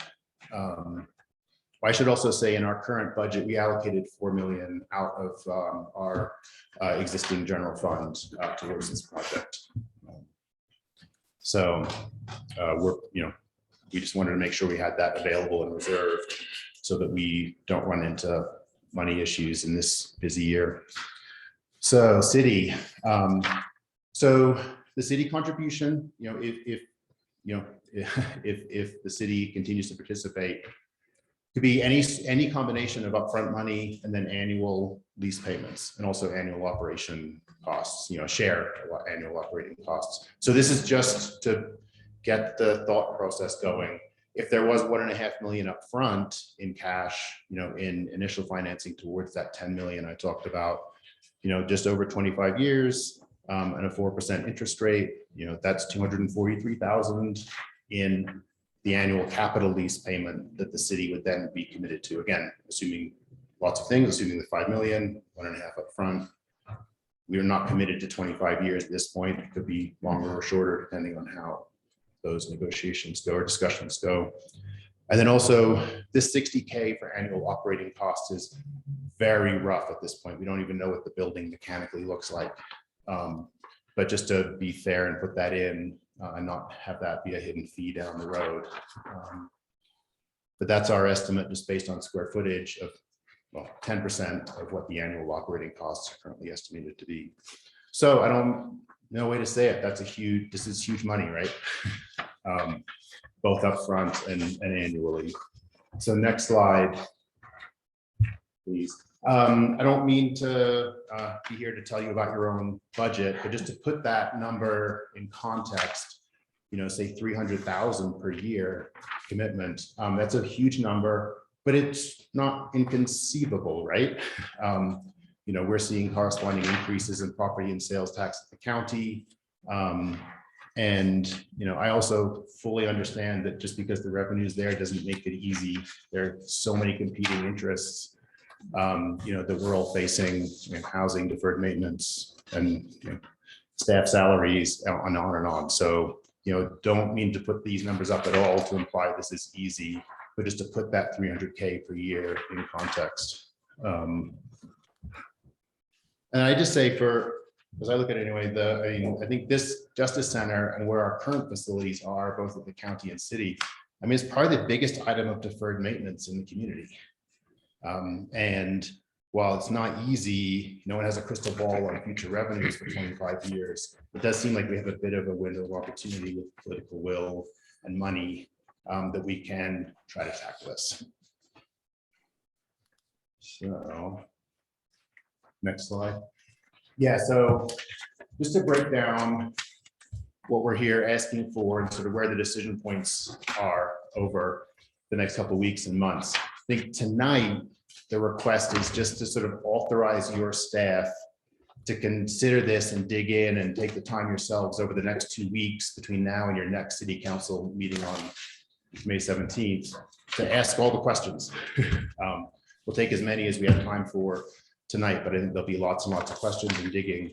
So the request is just to be ready to consider this again on May 17th. I think you have that right. It's the next city council member. And then at that point, we need to make a decision to tell the design firm. So we need to tell the design firm whether they should include city police, a municipal court, or not. Okay. And then just to, get out, as I said before, and then if the decision is to be in, which I sincerely hope it is, then there's actually a lot of work to participate in the design advisory groups, the user, interviews. There's a lot of intense work to get your input in to the architecture firm to get that design finalized, really in 6 to 8 weeks after that. And then number 4 is the big one, which is by the time the county has to go start negotiating the certificate of participation in the financing, we have to have negotiated an IGA with the city about how that contribution would be structured, because we need to tell that to underwriting. So I hope that was helpful to sort of break down those clear sort of what has to get kind of decided when to stay on track with the design process. And that's really it. I'm happy to take as many questions as we have time for tonight. We have a number of staff here, but I think there's probably way more questions than we have time for. And we have key contacts listed here and reach out to any of us. So. I'm guessing we'll have lots of questions on the 17th. Yeah. But first of all, I want to say I appreciate the very bold nature of what the county's done here. over a number of years. You have taken this on, and it looks right now, it looks painful. But this is a 50-year building, minimum, is what I understand in terms of the design. And so we have to be thinking 20, 30 years in the future. And what we lack right now as a community, there are 64 counties in Colorado, and we're in 63rd place of all the counties in Colorado in terms of what we supply to our community, especially for a jail. So I do have a question. And I don't want to put you on the spot necessarily, but have you been working on an IGA already? No. Okay. Can you come up to the microphone? We do know of other communities that have done this. For example, Moffat County has a shared justice facility where they've utilized IGAs to work out these agreements Okay. and arrangements. Yeah. So we'd have a template to work from. Yeah. All right, thank you. And as I said, we have an understanding of sort of what information we need to have in place to go into underwriting for the certificate of participation. Any questions for Commissioner Fiedler? I have one. Please.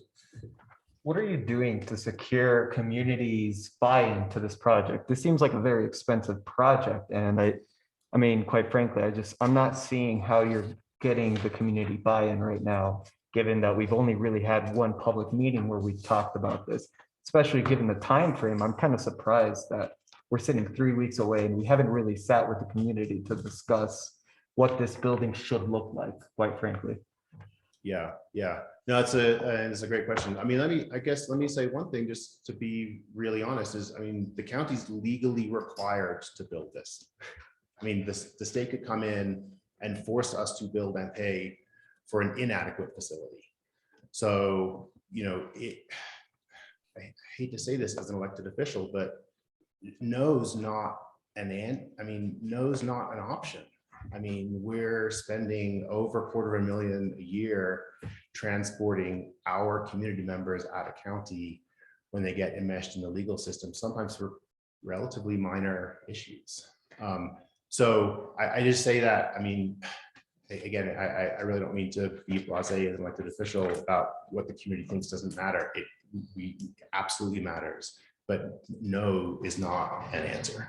So to answer your question, you know, so we did have the first public town hall at Freight. I forget the date, but you know, a few weeks ago, we will have at least one more large all community town hall. You know, we're working on the scheduling of that, but there will at least be one, you know, still early enough in the design phase that there's plenty of time for iteration. You know, it won't be a final, here's what it's going to look like. Then the task force, which has been meeting for over 2 years, will continue to meet and has been working, just met this afternoon for a couple hours, beginning to generate a list of community stakeholders and community groups to do that outreach to. I totally accept your point that it feels rushed at this point. I think if I could address that really quickly, you know, every year we see a cost escalation, an increase in excess of 10%. So every year we miss a construction season is going to cost us $4 to $5 million at least. So that's part of the urgency. And then finally, to the community input, a large part of what the design firm has done is hired for is to conduct these user and stakeholder groups. And we're doing a lot of work to make sure that's not at all limited to just people who physically, professionally work in the building, but reaching out to different community groups, you know, as best we can. So. And if I may add on to that, I've been to those meetings for the past 2 years, and I think I try to make it very clear that I think that this should have been a fairly, except for obviously negotiations of stuff. I understand that stuff that it's really hard to be public about, given our 809 Spruce Street situation. So I'm not as much worried as that, but I just feel like it was let known well ahead of time that maybe we should have this community buy-in, and it comes to a surprise that this wasn't already scheduled ahead of time to say, all right, we're going to have back-to-back meetings. make sure that we have community buy-in. So it seems kind of like a huge fumble to just spend 2 years on planning this and not have that already set up, despite there being members there urging that we should set this up. So I guess my question then is, don't you think maybe we should be a little bit more urgent than just one meeting and maybe have a couple of meetings, or at the very least invite people openly and repeatedly in multiple areas to go to a certain place to give their feedback? Yeah, and I'd be happy to sit down and, over the next 2 weeks and whole, months, keep talking about like how to do that right and do better. I would, again, not to sound too defensive, I would point out we didn't even own the site until 2 months ago. When we literally didn't own it. And it's been, as soon as we closed on that, has been, a rush to try to get moving to save $4 or $5 million to get on this, construction season. But I totally hear your point that we need to get out there and plow all the stops. And I do want to make it clear, I have nothing against getting this done as soon as possible. Obviously, there's costs. Who knows how supply costs will look like for supplies to build the building in the future if we don't move on this now. So I'm sympathetic to the rush to it. I just feel like maybe we should put a little bit more urgency on our communications as well. And I am supportive of this overall. I just want to see the real effort put into our public communications with our community and making sure that our community, especially our Latina community, is fully involved in this process. Thank you, Christian. Tracy, go ahead. Thanks, Jeff. My question might be more directed at our police chief, but 11% of 55,000 square feet is 6,000 square feet. And I believe that's bigger than our entire city hall. No. About that? No, the city hall's a good bit bigger than that. I think we're about 12,000 square feet. Okay, so one floor of city hall. One floor would probably be about 6,000, yes. Okay. I believe that Katie Welcher can address this as well. I think that 6,000 square feet includes shared space as opposed to just completely dedicated space. So it wouldn't be. Well, Katie, can you explain? If it's shared, why aren't we paying for it? Well, a portion of it. Yeah, so the costs, and so what we did is we had architects who were on board and doing a lot of planning before the city said, hey, we'd like to be considered to be part of this project. And so just about a month ago, we went back to them and said, what was the difference between where we were and then where we ended up after we added the city? And they broke that out between expanded space. It's about 5% for direct office space for police station. It's additional space required for parking. It's additional shared support spaces like conference room, bathrooms. It's additional, sorry, I have a list in front of me here. There's But a lot of little stuff like, a larger break room that's shared, a larger evidence room, just every little thing increases. yeah, and there's also just the use of things, fractional uses of things like the holding cell or jail facilities, which the police would benefit from, but may not otherwise build on their own. But it would be much more beneficial for the police to have access to that use as part of the larger center, Justice Center. And that's something that if it would be helpful to break that out, how we got to that 11%, or how the architects got to that number, I'd be happy to do that. It's worth pointing out too, that the total square footage is changing. We are in a position right now of where, everybody's wish list has been incorporated into this initial design, but the total square footage very likely will need to shrink to meet cost, to meet budget demands. If that happens, there's some flexibility in like what percentage of that is police space or city responsibility. Commissioner Fiedler also has mentioned municipal court use. I just want to be clear that there's never been a serious conversation about excluding municipal court use from the building. That's not an either or kind of a proposition, but it's a very clear benefit given the security and access issues that Judge Floyd has been working within. Yeah, I have no problem with that. I mean, I do want the city to participate, but I would like to see that broken out. Sure. What that looks like. Thank you. Any other questions for either Commissioner Fever or? Ms. Hoffman?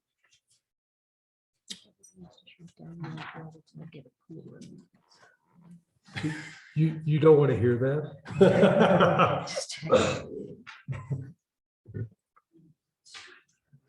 No, no. No, okay, just checking.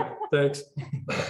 Okay, thank you very much. Okay, thanks. And if I could just, I mean, thanks for the time here, and, I think our, myself and other commissioners, and staff, I mean, this is top priority, so please reach out with questions, and we'll do everything we can to get them all answered.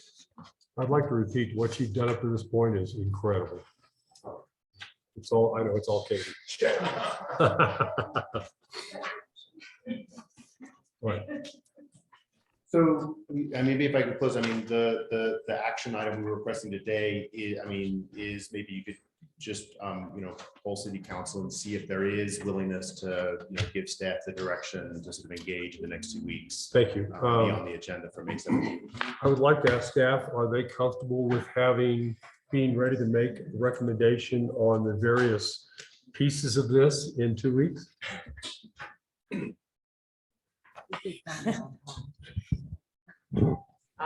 gonna let the chief go first and I'll do cleanup. Simple answers, yes. That was easy. Yeah, I don't need to clean up. So Get your checkbook out.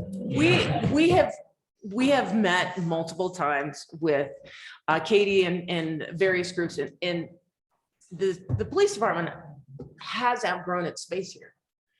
I had an initial meeting with Katie, and there's no doubt that we belong in the Community Justice Center.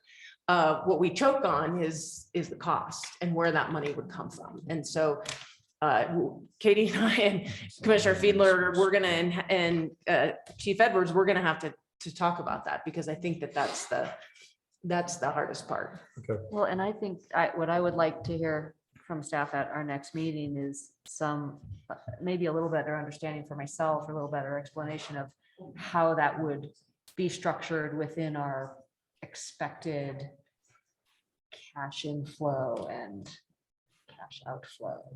I just want to visualize better how we would shoulder that. Thank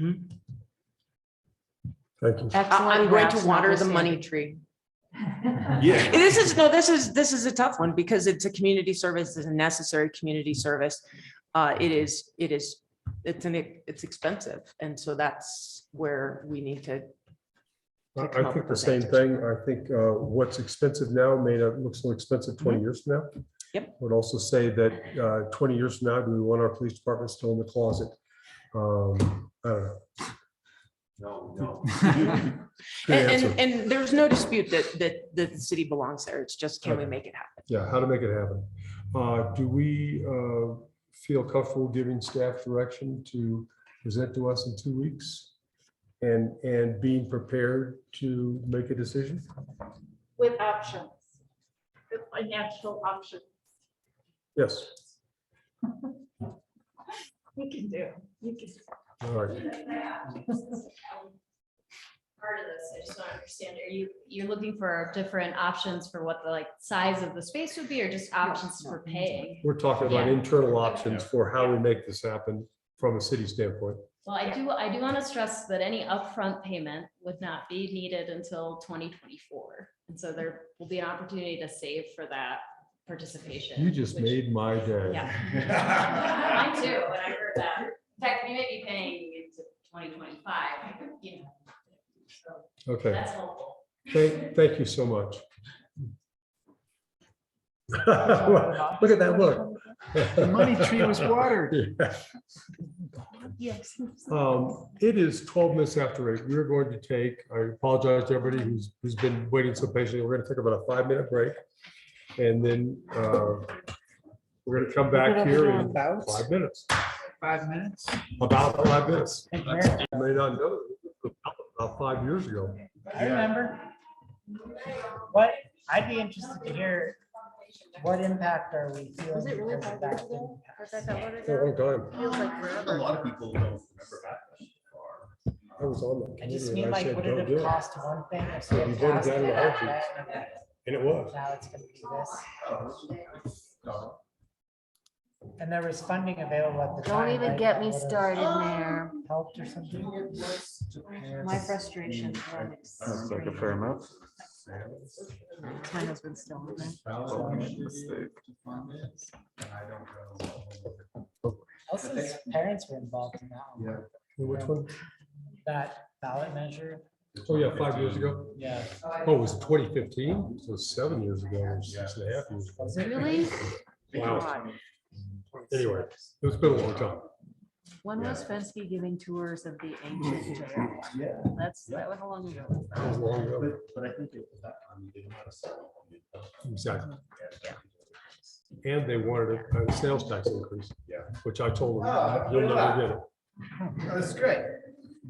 Now we get Still some have more to- done. That's right. Okay, it is Thank you. now 8:20 and we will We're gonna start again. How's that feel? I know arithmetic. There's not, I don't have a script for that.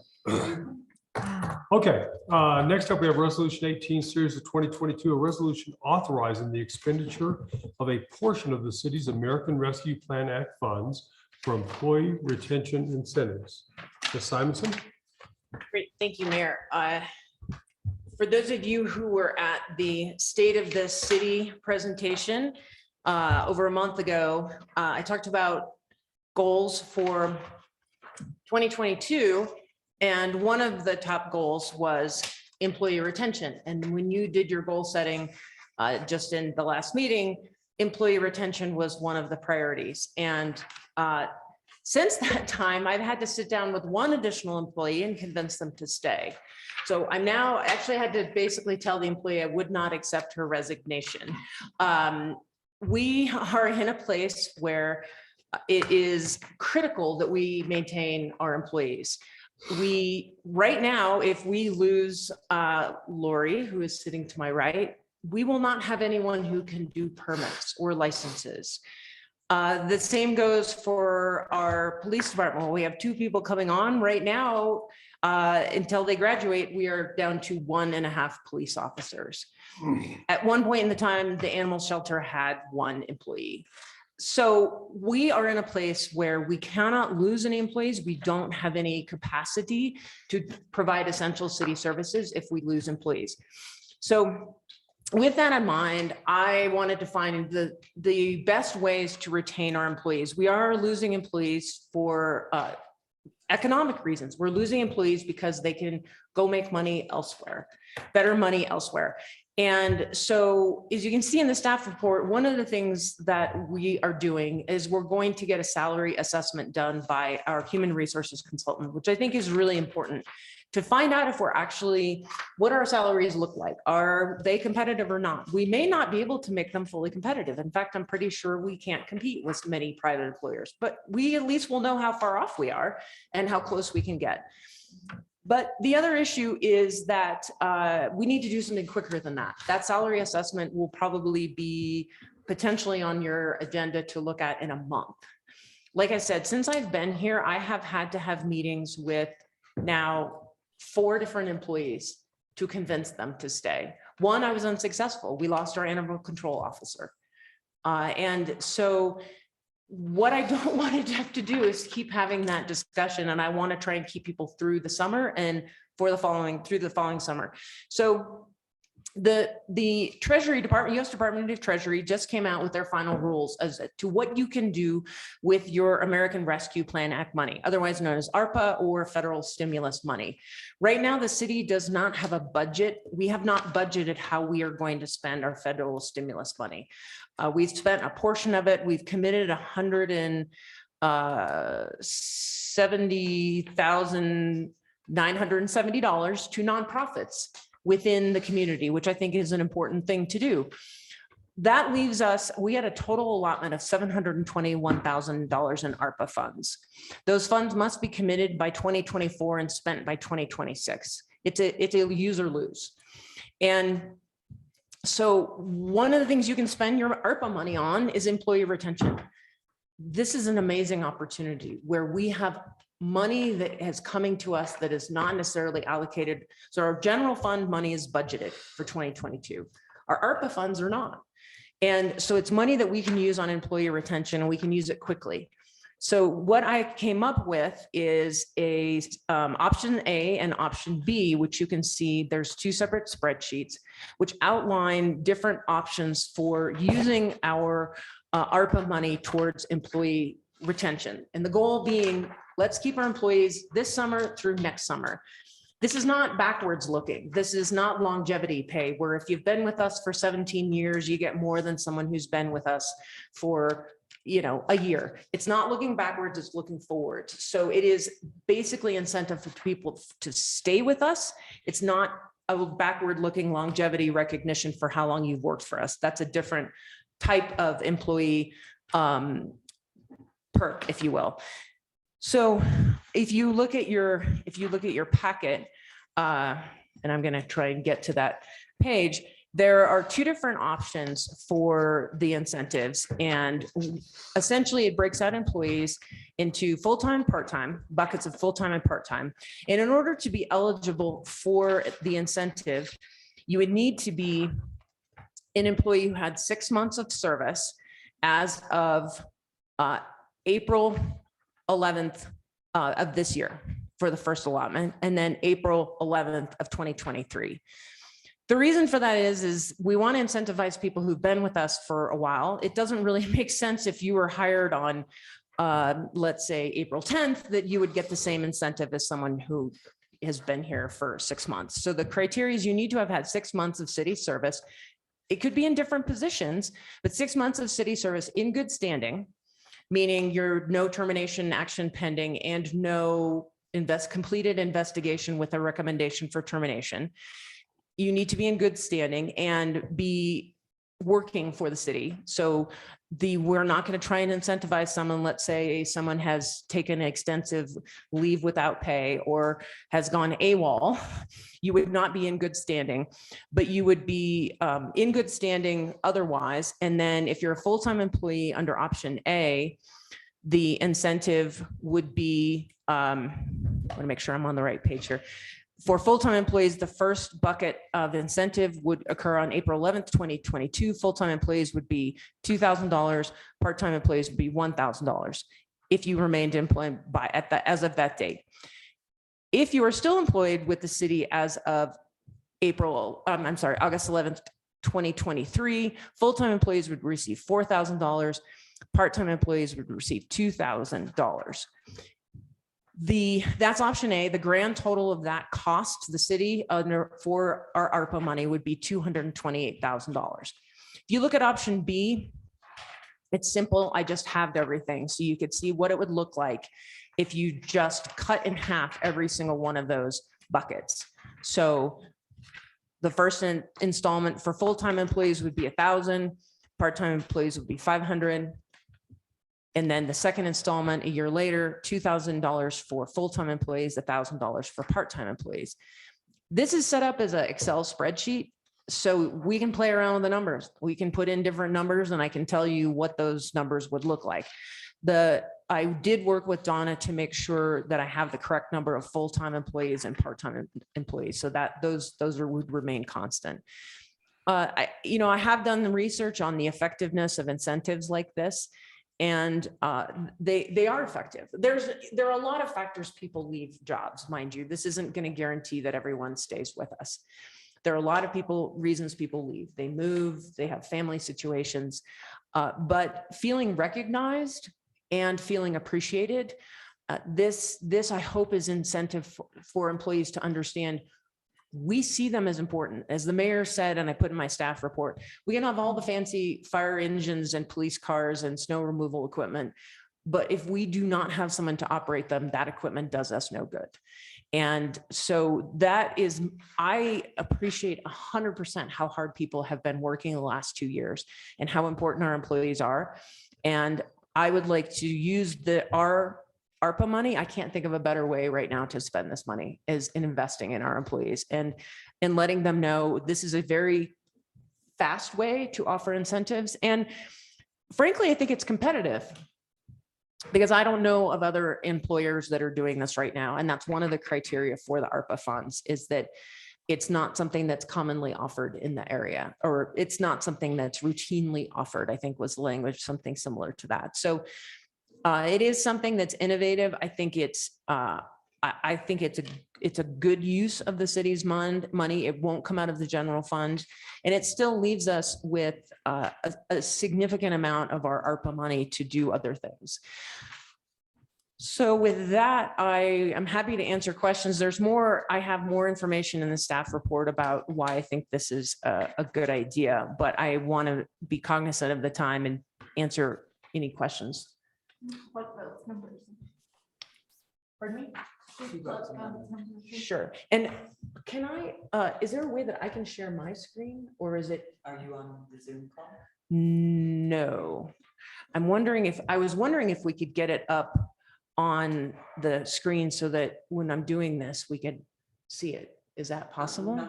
If you want to get onto the Zoom call, you can share your screen from the Zoom call. Mayor? Please, I go believe ahead. Councilmember Lauritsen has a different alternative, and I'd like to hear that, and I'd also like to provide an alternative as well. I raised it. First Well, installment. hold on a second. Let me get to the, You can plug it in and something else.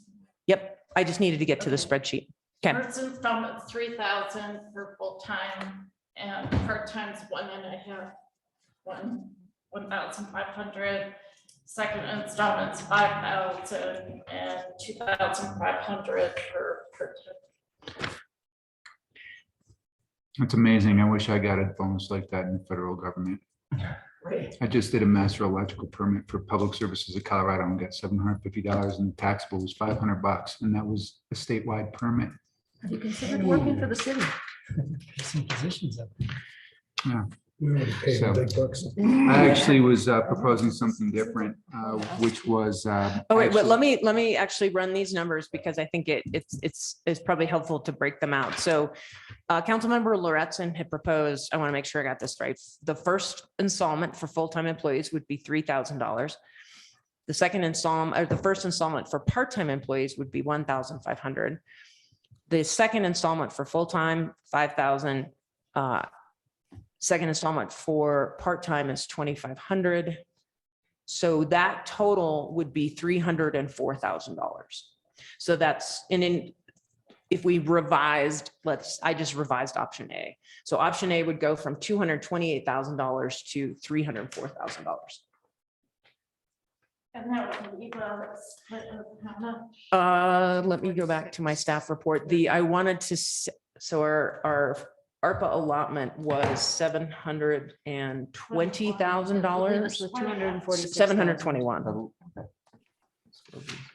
So probably helpful if we get our calculators up here. I think Dana got it. 247. Is that what you have? I got 246.30. That's what would be remaining in our ARPA funds. Yeah, and keep in mind, in terms of ARPA funds, we've committed $171,000 over 4 years. You might remember that not all of that's been spent yet, but we have a commitment to, for instance, with the county to Bright Start over a 4-year period. Where the total commitment is $50,000 a year and the city 16,500. But so $171,000 of ARPA funds is committed. We've talked about using ARPA funds for the land in the rail yards because we can use it for that. So that's a thought process we have to at least give some consideration to. Do we know what that would run us? Well, the maximum would be 300,000. If we bought 5 lots at the rate that was established. So that if, assuming that we were going to go forward with that, that would still leave us $117,000 of ARPA money under Councilmember Lorettson's scenario. Does that make sense? So that's 721,000 minus 304,000. Right? No, that math won't work. 721. Oops, minus 304. If you assume worst case scenario in any case. then Right, it and that will leaves us overspend. 417,000. Okay. And then, so Councilmember Lawson, did you have more in the numbers you wanted us to run? Okay. Can we call this option C for when we move? Yeah, we could do that. And I want to hear from Councilmember Fujensi on what ideas he has. Well, I mean, it's not as lucrative for the folks, for their incentive policy at the $3,000, $5,000. That's $8,000 of incentive policy over 1 year time, ultimately. My thought is I'd like to retain them for longer than 1 year and actually go to 2024 and do 1,000, 2,000, 4,000, 500, 100, 1,000, 1,500, and trying to get them to go for option D, which would go to $266,000 as a maximum amount, and try to retain them, not just for a single year, because then they can just ghost out and have $8,000 in their pocket and say, okay, thanks a lot. We're going to move to the next one. That's a 1 year retention from ultimately right now. Why not try to get them for 2 years and continue on? That's my thought process. Could you say your numbers again? Yeah, give me actually, so I need, let me create a copy of this, and because I'm gonna make this option D. So this is above and beyond any other performance awards, right? So if there's bonus that we have within our city because people did great work, they still can get a bonus. This is a retention bonus above and beyond a bonus for doing above and beyond your work. This is just thank you for staying. And so it would be $1,500 for 1,000 for full-time and 500 for part-time as of 8/11. So they get a retention on 8/11/2022, as it states here. The following year, if they stayed within good standing, they'd get 2,000 and 1,000. And if they stayed to 2024, they get 4,000 and 2,000. So it's definitely not as generous as you did. And I do agree that, I mean, if it's a will of the council that we need to be more bold to keep it, I'm just thinking that I would prefer having people stick around, because training and just recruitment costs money. And 1 year isn't enough to hold them along. So I would like to see if we can't hold them on for 2 years minimum. And that's the intent behind my numbers, is to try to keep it for more than just 1 year. 1,000, 2,000, 4,000. And what did you say the grand total for that was? You ran the $266,000. 266. That's the maximum amount if everybody stayed on. Right, and that's, so that's, yeah, that's a good point. Correct. So they can't go higher than this. It's possible it would be lower from any options that you come up with, Now, because these numbers were not based on the entirety of this list, right? You told me there are 2 people on this list who are not eligible. correct, that is right. And So they're that, not included in this. yes, there are 2 employees who are, so if you look at the employee list that I provided, that is the list of all current employees. And making the 6, so I wanted to make sure most employees would be eligible. And so I asked Donna to run a list of all the employees. And so you'll see that 2 employees are not eligible. 1 part-time employee we just hired at the animal shelter, the Kayla, and I would not be eligible. So other than that, all the other employees would be eligible. Can I ask you if somebody who is currently on workers' comp and is not expected to come back to work would be eligible for this? Right, I think that the spirit of this is to incentivize people who are working for us. And so that's why we contemplated it being someone who is actually working, whereas it wouldn't just be someone who is on workers' comp. It would be someone who, like I said, went AWOL, which sometimes happens. So employee who's just absent and we don't know where they are, they're still on our rolls, or someone who requested, a month or two of unpaid leave. It would include though people who have taken vacation time or have bereavement leave. So we're trying to balance the people who are taking vacation versus the people who are just absent. That makes sense. It does make sense, except in that one case. And so I won't go any further with that. I guess to Councilmember Fergenti's proposal, I'm just concerned that $1,000 is not enough to incentivize somebody to stick around if they've got a better offer over a hill, or by the time you take taxes out of that. Yeah, it is it depends, but oftentimes we've seen that lump sums like this can be taxed at 40%, which I found that you can take those numbers and have it, and it's a little bit more than that is what you could expect to see in your account as 33%. What if we thought about 2,000, 2,000, 3,000, which would be the same numbers? But would, to Tracy's point, would be a nicer upfront number. Option E. Option E. D modified or E? We're headed for Z. May I D modified. May I speak to that? Please. I like that idea and was thinking of the same, because I agree with Councilmember Fujenzi that incentivizing longer term is in our interest. But I also agree with Councilmember Lauritzen that I think these are tough times, this moment. And so a bigger sum up front would be, I think, important. I can see that. May I? Please. I fully agree, and I think honestly, both of the ideas are pretty well. My question to Lori is are we seeking this as a temporary solution or as a more permanent, maybe we do this on our own time or our own budget solution? That is your call. My idea was because this is your ARPA money, and your ARPA money is a one-time federal allotment, By that 24. we would not be making a commitment to continue this program. It is with the ARPA money. If you choose to do it down the road, that's another discussion. But I think it would be using the ARPA money. It's one-time money. Yeah. And we do hopefully have plans in the future to keep improving on other systems. Oh, For absolutely. retention, right? Yeah, and that's what the salary assessment is for. And I would say it is well worth the money to get a salary assessment, every 2 years, every 3 years. We don't have the bandwidth to do what our HR consultant can do, to tell us, comparable salaries, comparable municipal salaries, what municipalities are similar to us. So I definitely think looking at our salaries, looking at our work culture, rebuilding departments, Chief Edwards is rebuilding his department. I think you can be less competitive with salary if you've got a good work environment.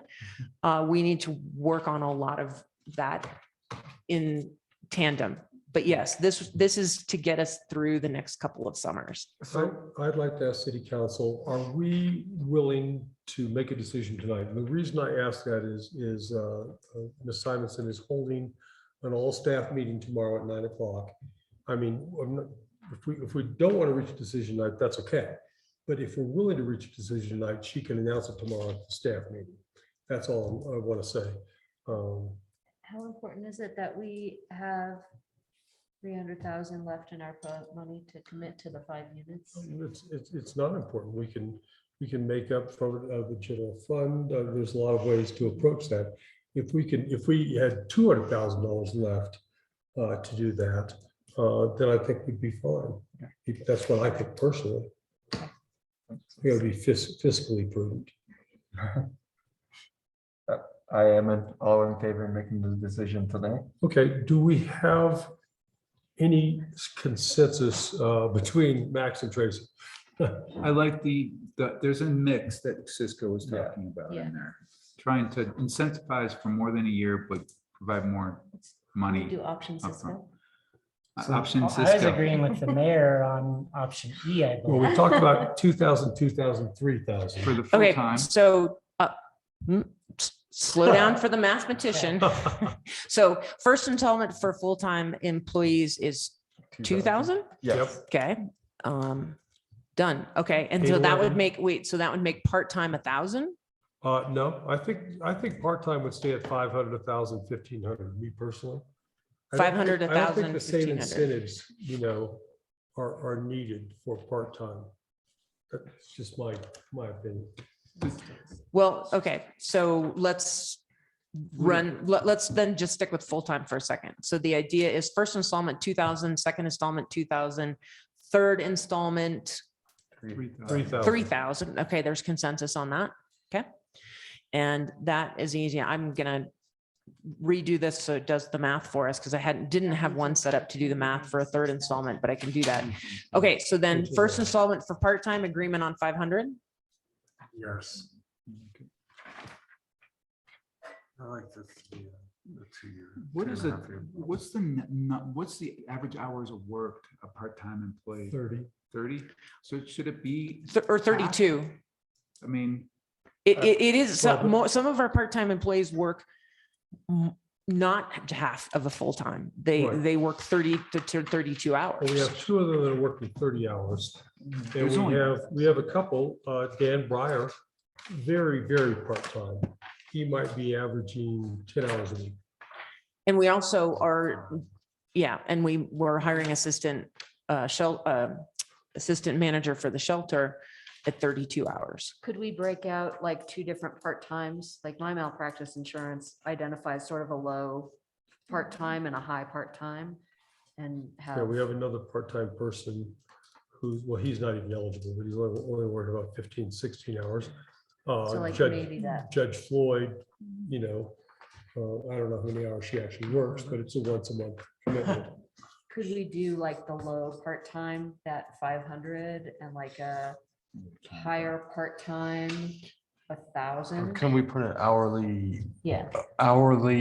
weekly hourly cap Yeah. on the part-time part of it? What do you mean? Well, like if you got to work over 20 hours a week to be eligible. Like over, Oh, that's interesting. So would that exclude? Then that would only leave two people in the part-time who would be eligible. I mean, I like the What are idea. the light part-time people? Well, this person just does weekends at the animal shelter. Mhm. Chris Floyd is a judge. She is in court once a month, although she does some prep work.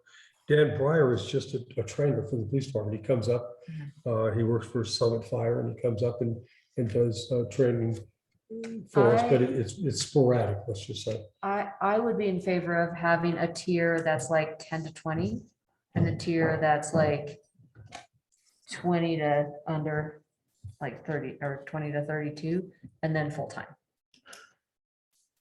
Because those people who are part-time and very lightly part-time are still pretty critical.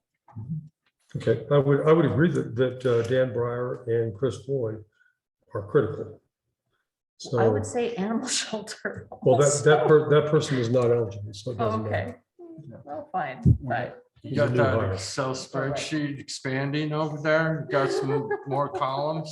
Wait till we get to the We got motion. option G, I think we're down to now. We're Still just got some gonna, we're letters of just, the whatever we alphabet. come up with, we're just gonna call it option C. So whatever we land on is gonna be I would- option I C. Let's have go with this- option Z. I had this on option Option F Omicron. at this point, so What's that? Option F. this was option F, so. Well, it doesn't really matter. I think we have option A and B in the packet and whatever you all land on is gonna be option C. Okay. So it feels like we have consensus on full-time, 2,000, 2,000, 3,000. Yeah. Yep. Is everybody comfortable with that?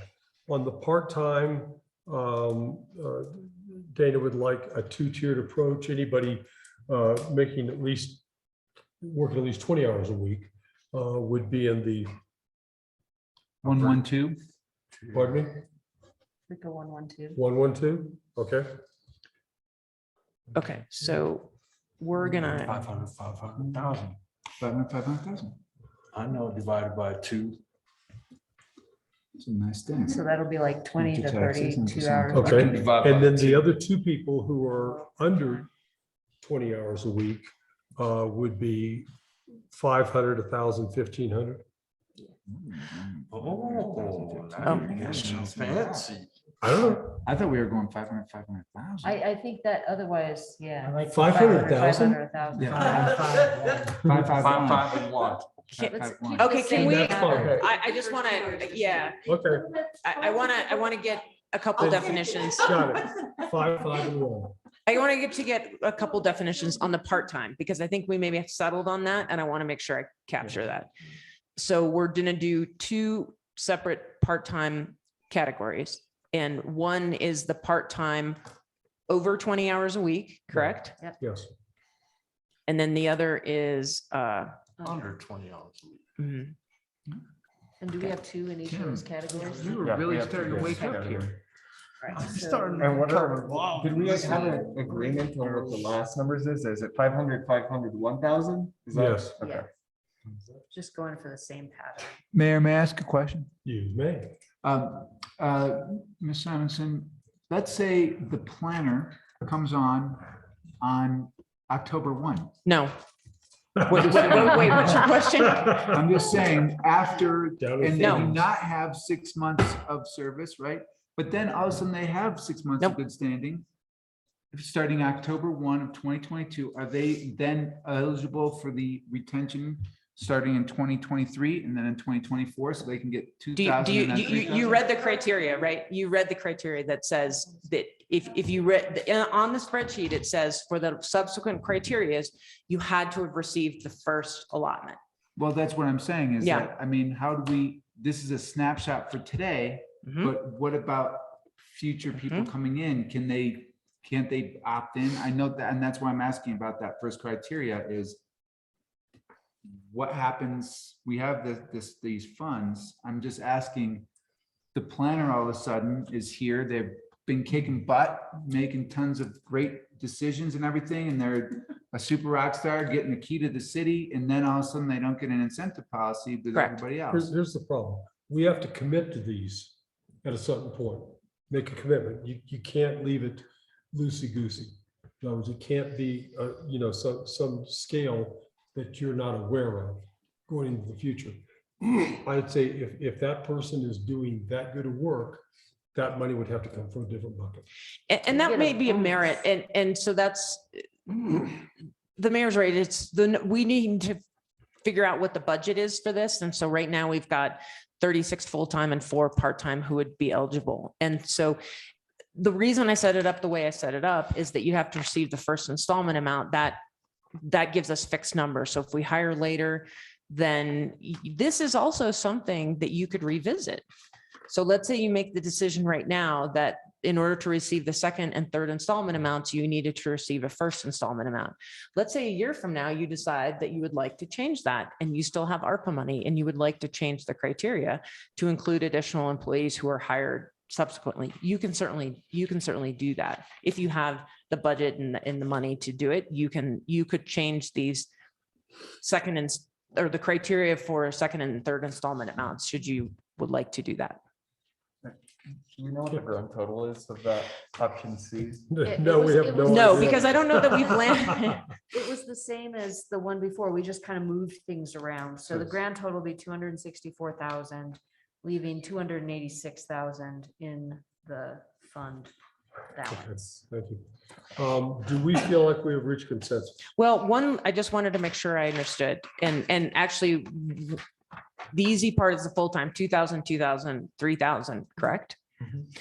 Part-time, over 20 hours per week. I want to get those numbers and, 1,000, 1,000, 2,000. okay,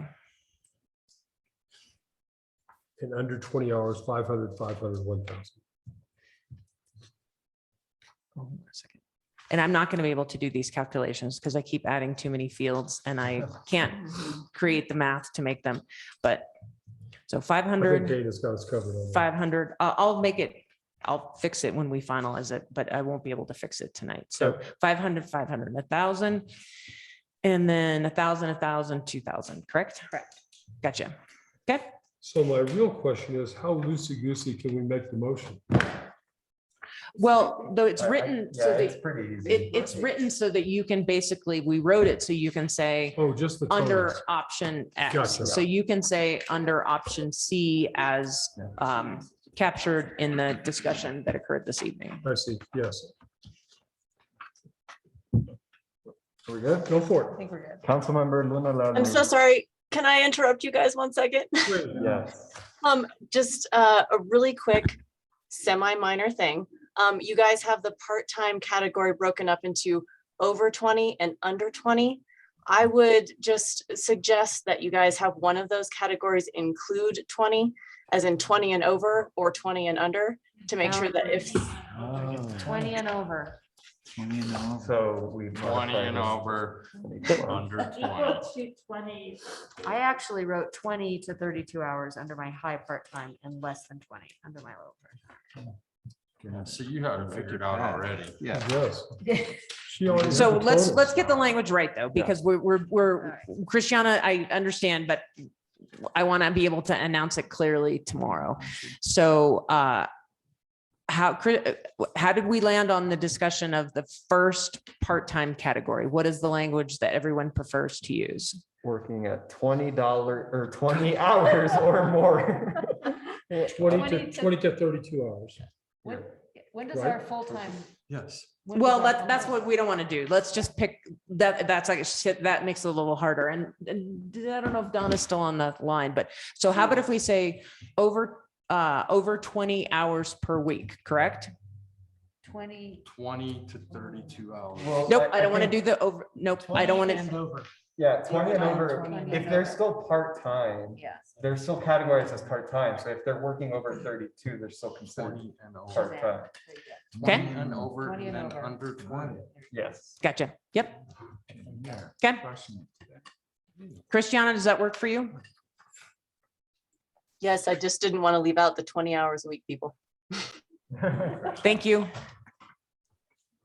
If you work 20 hours, you're not eligible. Yeah. You're gonna, Better come you're now. gonna have to fuck up.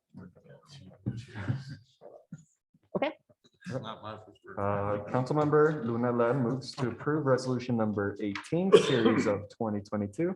A resolution authorizing the expenditure of a portion of the city's American Rescue Plan Act funds for employee retention incentives and authorize the expenditure of $264,000 in the city's available ARPA funds under the employee retention incentives sheet, option C. I further move to direct the city staff to update resolution 18 in accordance with council's authorization, sorry. Authorization. Authorization. Well, second. Hill seconds. Any other discussion? I have one. Please. I do share Councilmember Furgenzi's concern that when the time comes, some of the employees might not be getting these and other employees are. So perhaps, Ms. Simonson, you could just stay tuned into what morale impact that might have and revisit it at that time to see what options might be. Yes. Yes, we can do that. Thank you. Any other discussion? Roll call, please. Councilmember Furgenzi. Yes. Councilmember Hill. Yes. Councilmember Tharp. Yes. Mayor Pro Tem Green. Yes. Councilmember Luna Leo. Yes. Councilmember Lauritsen. Yes. Mayor Lobby. Yes. Thank you. Thank you. Lori. Thank you. Nice work. So excited to hear how this is received. How was it received, Lori? I was supposed to be quiet the whole time. Very much appreciated. As long as you stick around. Next up, we have a temporary use permit for the Leadville Race Series for the marathon and heavy half.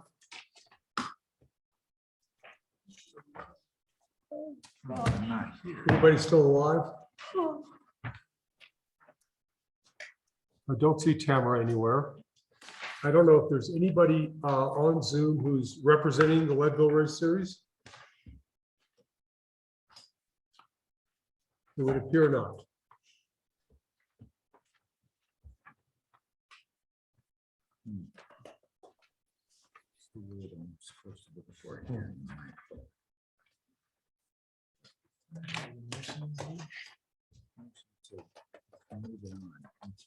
Proposed motion is on the second page.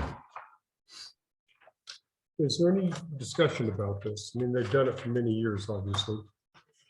And I did note that they added some verbiage as to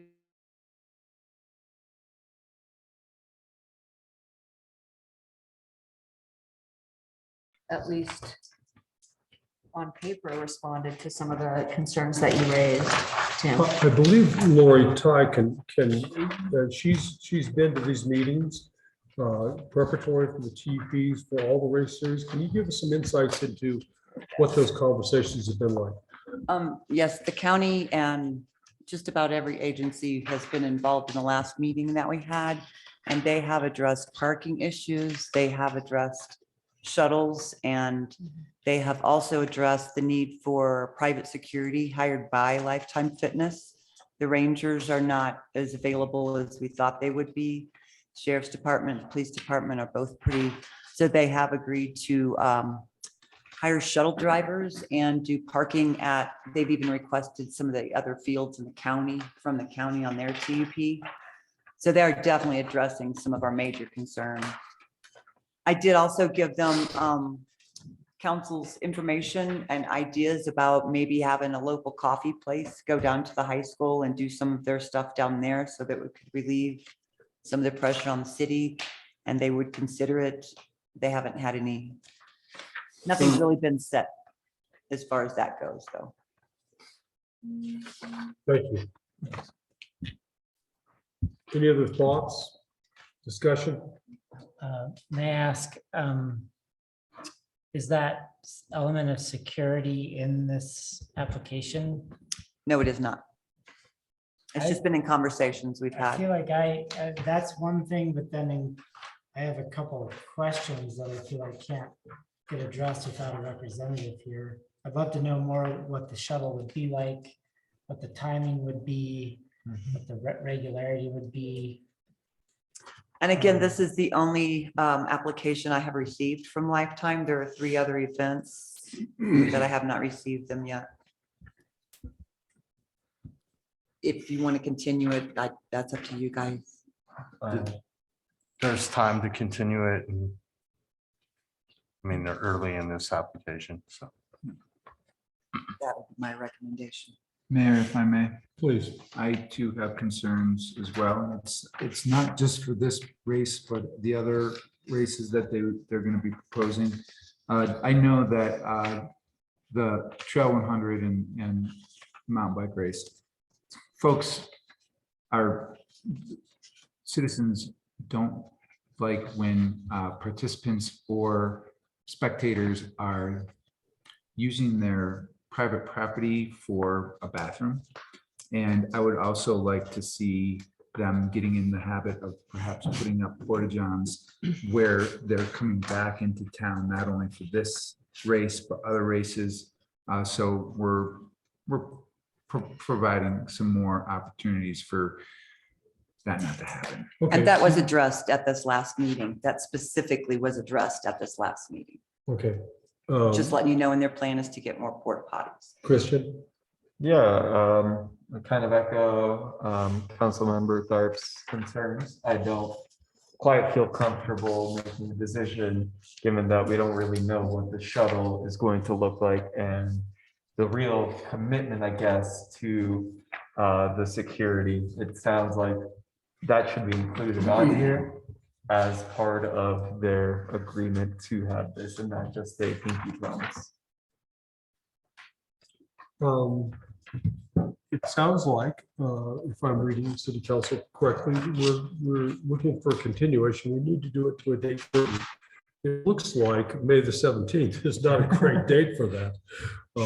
Based on what I'm seeing, it would have to be June the 7th, and this is scheduled for June the 18th. Yes. I don't see that as a huge problem personally.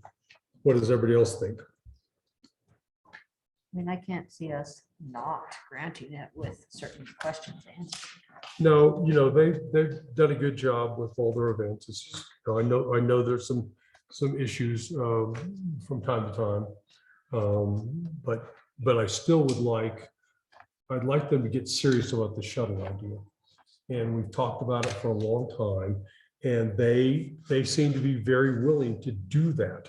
But I think we might need to hold their feet to the fire a little bit to make sure that we have a clear understanding of what our wish is and then what their commitment is. Then I propose a motion for continuation to June the 7th, City Council meeting of June 7th. Councilmember Tharp moves to continue the consideration of the temporary use permit for LTF LRS to host their annual Leadville Trail Marathon and Heavy Half on Saturday, June 18th, 2022, from 7 a.m. to 6 p.m. to a date certain of June 7th, 2022. Councilmember Furgenza seconds. Thank you. Any other discussion? Roll call, please. Councilmember Lauritsen. Yes. Councilmember Luna Leo. Yes. Mayor Pro Tem Green. Yes. Councilmember Tharp. Yes. Councilmember Hill. Yes. Councilmember Furgenza. Yes. Mayor Labbe. Yes. Thank you. Okay. Now we have two certificates of appropriateness. These are public hearings. We have a lot of public here, so that's good. I will open the hearing for both and close the hearing for both at the same time. During that time, we will open public input for each of these separately. Okay, so I'm going to go through the process. Good evening. My name is Greg Labbe. I'm the mayor of the city of Leadville. This is a public hearing for the city council to consider a certificate of appropriateness for two projects in the National Landmark District. Tonight, we will consider a certificate of appropriateness hearing for 800 Poplar Street and for 809 Harrison Avenue. When the public hearing is opened, I will first attend to some preliminary housekeeping matters. I will then ask for staff to discuss highlights of the staff report, followed by the applicant to make a brief presentation of his or her case, then testimony of any individuals in the audience who wish to speak in favor of the application, and then those individuals who wish to speak against the application. The applicant will have an opportunity for rebuttal, which is the applicant's opportunity to respond to any comments made by members of the public. After rebuttal, I will close the public input portion of the public hearing and allow City Council an opportunity to ask questions. Once the public input portion of the hearing is closed, we will not accept additional testimony unless it is in response to questions posed by the commission with the applicant. At the conclusion of our questioning, the council will render a decision, which could include a continuation of the hearing. This public hearing is quasi-judicial, which means that we have to follow certain procedural requirements to establish a record. For this reason, it is important that when you speak, you identify yourself. If you would like to submit written materials, please understand that the city will have to hold on to those materials for at least 30 days after City Council renders this decision. Are there any questions about the public hearing procedure? Okay, thank you. I will now open the public hearing for the certificate of appropriateness on 800 Poplar Street and for 809 Harrison Avenue. At this time, I ask City Council to disclose any ex parte communication they may have had regarding these matters. Seeing none, we'll move on. At this time, we will go with 800 Poplar Street. The applicant's presentation. Do we have an applicant? I don't see representing? them. I don't see it would be a Taylor or Morgan Law from Shape Architecture or Alex Taylor, and I don't see any of them. Lori, would you give us an idea of what this certificate of appropriateness was for? And I might also mention this has gone before the HPC and they have recommended to City Council that it be approved. That is correct. Lori, go ahead. Okay, Basically, it's hard to tell this, there's in your staff report and everything, there's some Sanborn maps. This structure has been kind of funky since the beginning. So it's been real hard to ascertain exactly what is historical and what is not.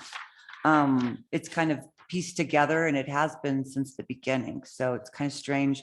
They're just basically wanting to turn it into 2 long-term rental houses. They're not planning on changing much of the outside, not changing the siding or anything at all. As I said, the HPC is not real convinced that there's much historic value left to the building. I believe about 80% is what the architect said had been changed over the years. Even between 1895 and 1937, it had changed so much. So the HPC was just kind of really excited that they're going to be doing something long-term and not changing the exterior too much. Yeah, well, this is an Alex Taylor project. And he's been in front of us before, you know, in terms of this building, but he finally has decided to do 2 long-term housing units on the lower level, right? Yes. That's what I understand. Does everybody know which building this is? It's at 8th and Poplar. It used to be J.B. Stevens Appliance Shop. Before that, it was Silver City Printing. Was it really? Okay, didn't know. Yeah, had he talked about making it 3 short-term rentals or was that Upstairs. almost upstairs? Yeah. Okay, so this place is the Yeah. place with no parking except on the street. That's correct. Yeah. Same place. Yeah. But really, this COA has nothing to do with that. It only has to do with the historic content of this. And so, you know, the HPC felt like it was pretty much a non-issue. So if anybody has any questions, just ask them and then move on to a motion.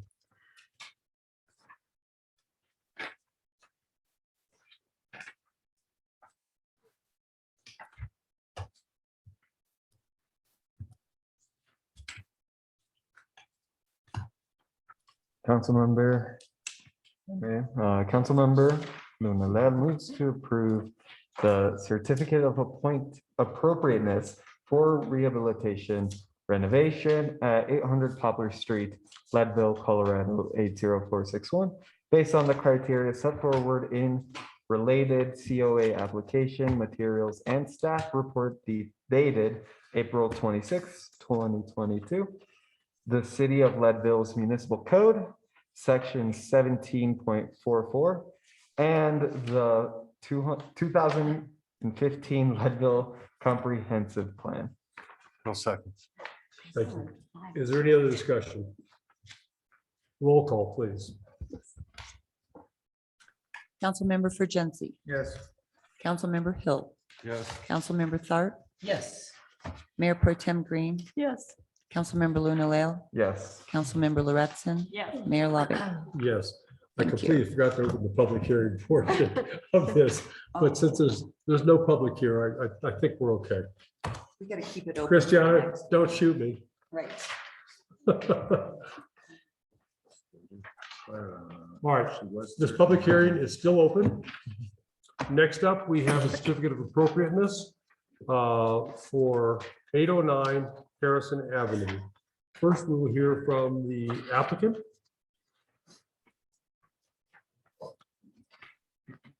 Thought you guys were gonna have to pitch a tent. Did you bring enough for everybody? Yeah. Good evening, Mayor Levy. Good evening, council members. I remember this is past Max's bedtime. I remember this from last year. Oh, yeah. So I did want to start the meeting out with that. So thank you, everybody, for your time. I'm going to make this very short and sweet. As you know, last year, the Main Street program was lucky enough to be the recipient, the last grantee of 2021 for the CDOT CDOT Revitalizing Main Street Opportunity #2 grant program. We were awarded, just as a short recap, we were awarded $150,000, as you may recall, to build a parklet, AKA restroom on our historic Main Street. And we are very excited. It has been quite a process since this is a 100% public process. There's no private funds in this, so it's really all hands on deck. in terms of partnerships. And luckily, we have a lot of cooperation amongst our partners. We have several partners in this effort, including the LLC EDC, the Leadville Main Street Program, the City of Leadville, the Lake County, including all of our other partners at the Chamber, the Tourism Panel, as well as Carl Schaefer's group, LCCC. And I would like to introduce Hope Colitz. She is our general contractor, and we're very, very, very lucky to have Hope on our team. As that was mentioned earlier in the meeting, you know, construction times and subcontractor times are 1.5 years out. And we literally had less than 6 months to mobilize this team, in which Hope has managed to do. So we're extremely lucky. This is moving along very nicely. And if you have any questions, please let us know. I would like to remind everybody, this is a COA for the Historic Preservation District. And really the only decision we're making tonight is whether this fits in with the neighborhood or not. And, or maybe more to the point, if it were to be grossly in contradiction to the neighborhood. So that's the only thing we're actually considering tonight. So if you have any questions for the applicant, please ask. Just one, if I may. Sorry if I missed it somewhere. I'm having a hard time picturing where it would be on the lot. Would this show it? Would this go there and show it? Okay. Takes the term pocket park to a whole new level. All right, so here is our mining apparatus structure. Yep. Okay, this cart is going to move underneath it. Okay, opening up this area, and we will have a 2-stall with a mechanical room in the middle, bathroom.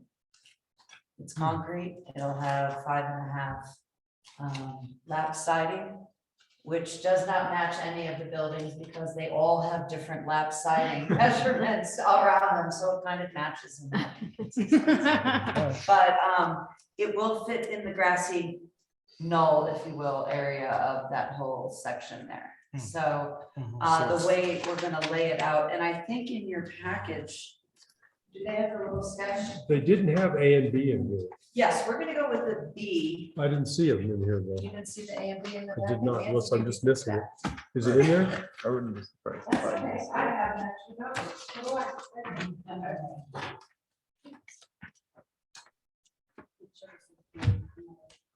So there's also going to be a dog watering station. Ooh. We have a little thing for the dog, the person, and then the water bottle. Is that historic?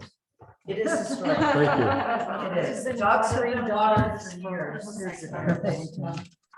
there a place to tether your horse? Yes, that mining That's structure. funny. So the front. So this is going on the grass, not on the asphalt? Is that? Right, yeah, we're not messing with the parking lot at all. Okay. The only time, the parking lot will be inhibited because the truck gets delivered and we have to unload everything, so we will fence off part of that parking lot.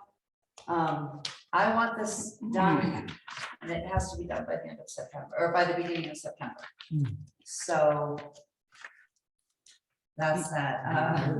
The HBC is excited because of how cool it looks. It Yeah, looks sure. historic, but it doesn't look that fake historic, that it's trying to fit in. It's just a really calm. I think our infill guidelines actually say that you can't build Exactly. something that looks historic. Exactly. Which is kind of idiotic. It don't look like So- it just really That- does that look is like what it it says. fits in. It just looks like. It's not, it's the Department of the Interior guidelines say that. Yes. That's what, and that's what the National Park Service uses. Yes. Well, I still think it's crazy. I And that's one of the kinda get it. reasons we changed the Mayor? siding on that other house that last time, was because we didn't want it I to do look have a too, it was confusing. Max, go ahead. The question I have is the location of the restroom, does it need a variance to the setback? It side does setback? not. We've been through that with Sarah Day and with the county. It does not. So is it within, does it have a 3-foot setback? It doesn't, it's 0 setback front and both sides, and the back setback, and that's to the lot, not to the building, 20 foot, is, yeah, it's is, 20 feet. So yeah. the setback from here, from the building, 20 feet, we're over 20 feet. Well, I'm wondering about the historic structure adjacent to. the that's a building. 0 setback. That's a 0 It's a setback. zero- to the 0 side. setback in the historic, in the Retail- retail. Retail core. core. Wow. Well, if you look at the buildings in the retail core, True. they don't have any setbacks at all. For people. No front setbacks Yeah. or side.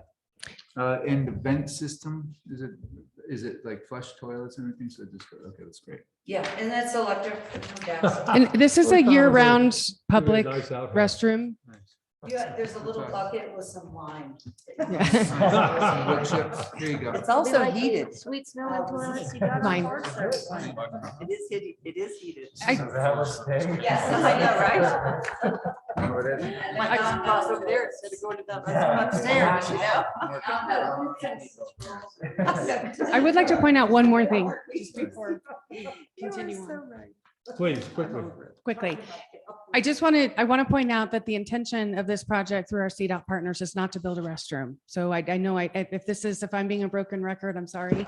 I'll continue to say this until we're done, that we just have to keep our eye on the overall intention of the project, which is a pocket park. I just want. So you can sit down. Well, you could have some benches, a bicycle. Well, rack. and those are requirements of our grant submittal, so they will be fulfilled.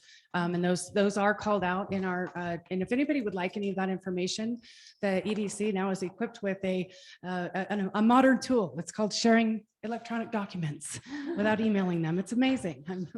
So we're happy to share all those with you too. Yeah. Okay, I'm not going to screw this one up as badly as I did the last one. I'm going to ask if there are anybody in the public who would like to speak to city council in favor of this application. Seeing none, I'd like to ask if there's anybody who would like to speak in opposition to this application. Still seeing none, I would entertain a motion to close the public input portion of the public hearing. Bill moves to close the public input portion of the public meeting. For just 2 seconds. Any other discussion? All in favor, please say aye. Aye. Thank you. All were in favor. At this time, we are in deliberation. Does anybody have any further questions for either the applicant or staff?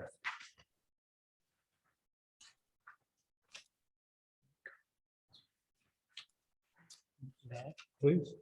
I just like that the bathrooms are gender inclusive, single stall, safe places for people to use, and obviously ADA inclusive as well. Yeah, Thank they're you. really nice, and if you maybe take some time in the packet, you can see all the materials that are being used. I'm just glad we're going to have a bench right next to a public restroom in the summer. And the entire business community thanks you for allowing us the opportunity to do this on Main Street. You know, our business community is burdened very greatly by our lack of facilities. So this will really help alleviate the burden. I will say that it'll be a little difficult summer getting through, you know, with construction and dealing with the different events that we have going on and working through with Hope's schedule. So we just ask for everybody's patience. And if you have any complaints, to direct them all to Greg. Just throw me under the bus. Okay, any other discussion? Then I would entertain a motion, please.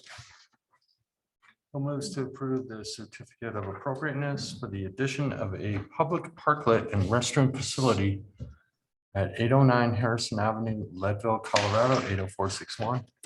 Based on the criteria set forth in the related COA application, materials, and staff report dated April 26, 2022. City of Leadville's Municipal Code, Section 17.44, and the 2015 Leadville Comprehensive Plan. Jency seconds. Is there any other discussion? Roll call, please. Councilmember Fergenzi. Yes. Councilmember Hill. Yes. Councilmember Tharp. Yes. Mayor Pro Tem Green. Yes. Councilmember Luna Leo. Yes. Councilmember Lauritsen. Yeah. Mayor Lobby. Yes. Thank you. Thank you very much. Thank you. Thanks for your patience. And for the, Yes, and for the dinner, thank you. Oh, God. Now we go into executive session. yes. Nancy, I'll send you an official letter. Okay.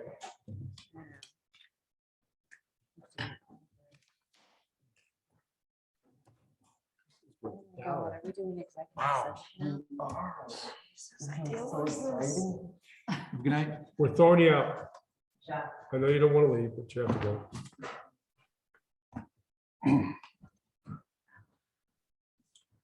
The next item on the agenda is an executive session for the purpose of receiving legal advice on specific legal questions, developing a strategy for negotiations and instructing negotiators related to the purchase or acquisition of real property for workforce housing. The executive session participants will leave the public meeting following passage of a motion to go into executive session, and the public meeting, both in person and remote, will remain open for the public to enter and leave as desired while the executive session is being held. That doesn't make any sense, but okay. We're Well, gonna I go mean, on. because usually, so they'll stay there, but then we'll have to open up a new. Yes, that is true. For just Christiana. Okay. The executive session participants will complete the executive session and then will re-enter the public meeting to proceed with the remainder of tonight's agenda. Are there any questions, to City Council, about the executive session process before a motion is brought forward? Okay. Mayor Lobby moves to go into executive session under sections 24(6), 402, 4A, B, and E of the Colorado Revised Statutes for legal advice on specific legal questions concerning the purchase or acquisition of real property for workforce housing, to determine positions relative to matters that may be subject to negotiations, develop strategy for negotiations, and instruct negotiators regarding such real property acquisition. I further move to reconvene the May 3rd City Council meeting at the conclusion of the executive session in order to proceed with the remaining items on the agenda. Mayor, is Councilmember Lauritzen still in the room? No, she just went to the restroom. Should we maybe pause that and let her return before we vote on the motion? Didn't even notice her leaving. I was focused on this, so thank you. Yes.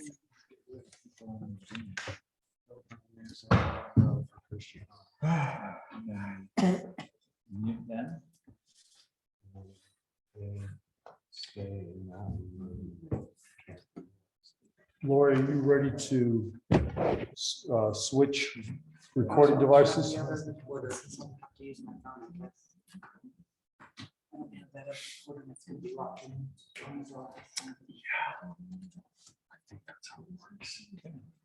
We get to go to the, we get to go to the table. No, we stay here. Stay here. No, we're not going to turn that off yet. We haven't made a motion to leave. Ask Christiana, can we turn this off and then turn it back That's on what I'm thinking. for a separate recording. As long as I would pause it and read, you know what I mean? But I'm sorry, I wasn't quite able to understand the question. Can you repeat the question?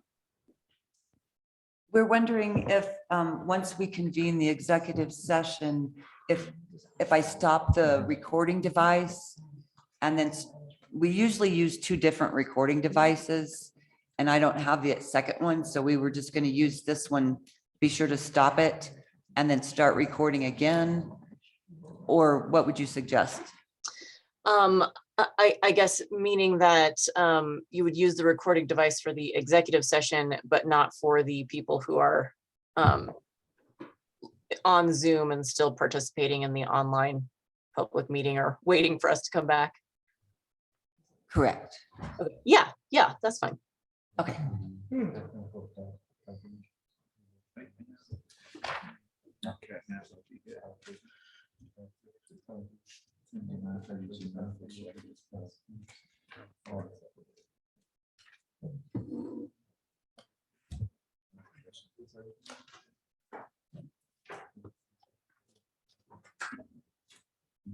Just wanted to vote.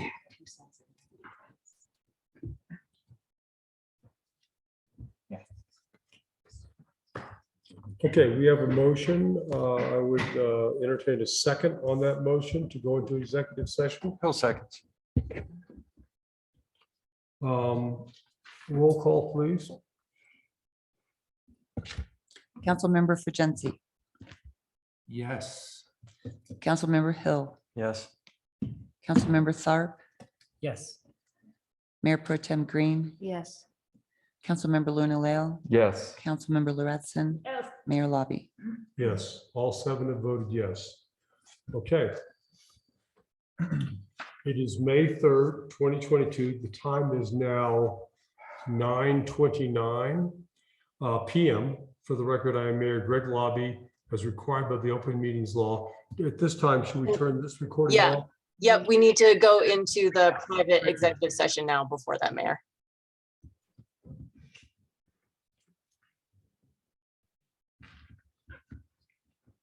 That recording is off now?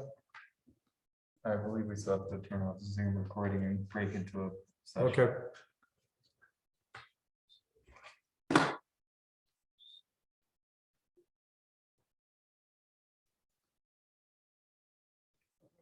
So, manual.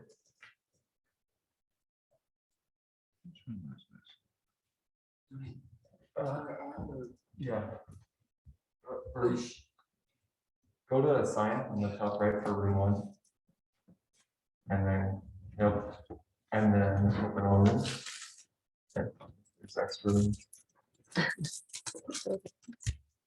then rejoin room 1.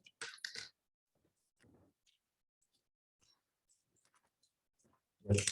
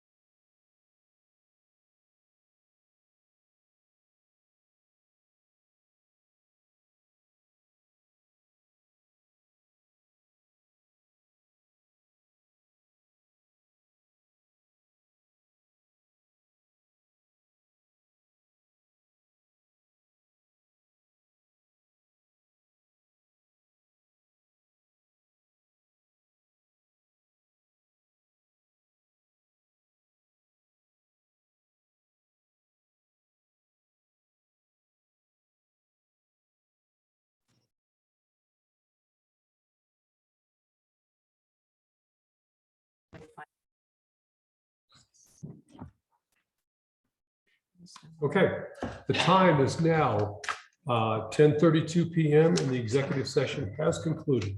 It's not 10. 2 minutes after the 3. Oh, it's 16, 17, 10:17. It's late, everybody. Jeez. Look, it says 10:17. It's there. We're getting there. The participants in this executive sessions were Mayor Greg Lobby, Councilmember Tracy Lauretson, Councilmember Tim Hill, Mayor Pro Tem Dana Green, Councilmember Cisco Tharp, Councilmember Max Progency, Councilmember Christian Leal, City Administrator Lori Simonson, City Attorney Christian McCormick, and City Administrative Assistant Lori Todd. For the record, if any person who participated in the executive session believes that any substantial discussion of any matters not included in the motion to go into executive session occurred during the executive session, or that any improper action occurred during the executive session in violation of the open meetings law, I ask that you state your comments for the record. Seeing none, I will entertain a motion to reconvene the May 3rd regular meeting. Bill moves to reconvene the May 3rd regular meeting. For just seconds. Any other discussion?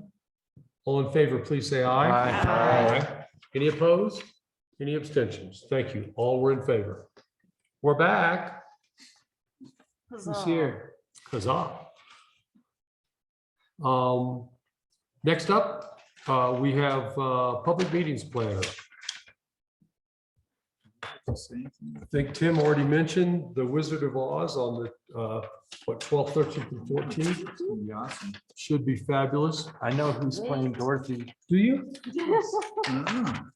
We're excited. So. Her name's Judy Hill. She'll And where be can we get attending, tickets?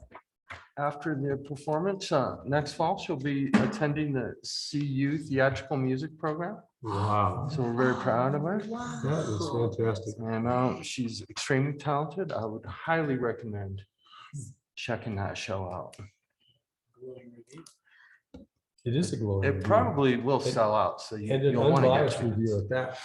Are they doing the online ticket purchase again?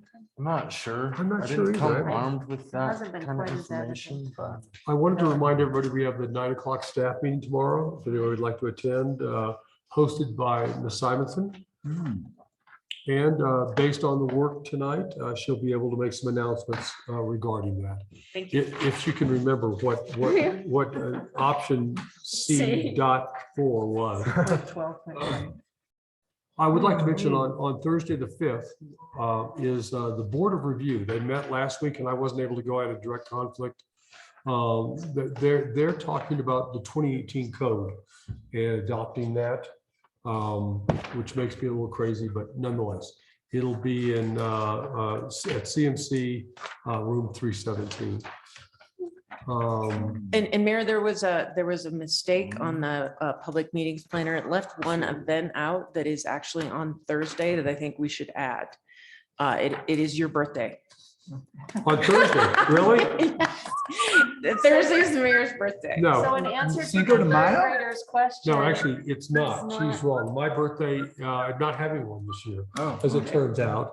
So that's incorrect. Actually, today's my birthday. Manhattan Bar. Today? birthday. I Yeah, got I canceled that one misinformation. too. Today's Happy birthday, man. Yeah. Why, thank you. There isn't anybody I'd rather spend my birthday with than this group of people. We should have had cake. I moved to extend the meeting then until midnight. So we can spend our whole birthday with you. Birthdays are for kids and you ain't no kid. There we go. There we go. Okay, there's some other stuff on here, but it's in the future. So anybody else have anything on the public meeting Yeah, planner? I know. Please. Well, this is Esther. It's not public meeting planner. It's just, can we go to council? Yeah, please, go ahead. Because I know I'm gone pretty frequently for work, but able to call in. And sorry about that. However, in June, I'll be gone on the 21st and I will not be calling in. Oh.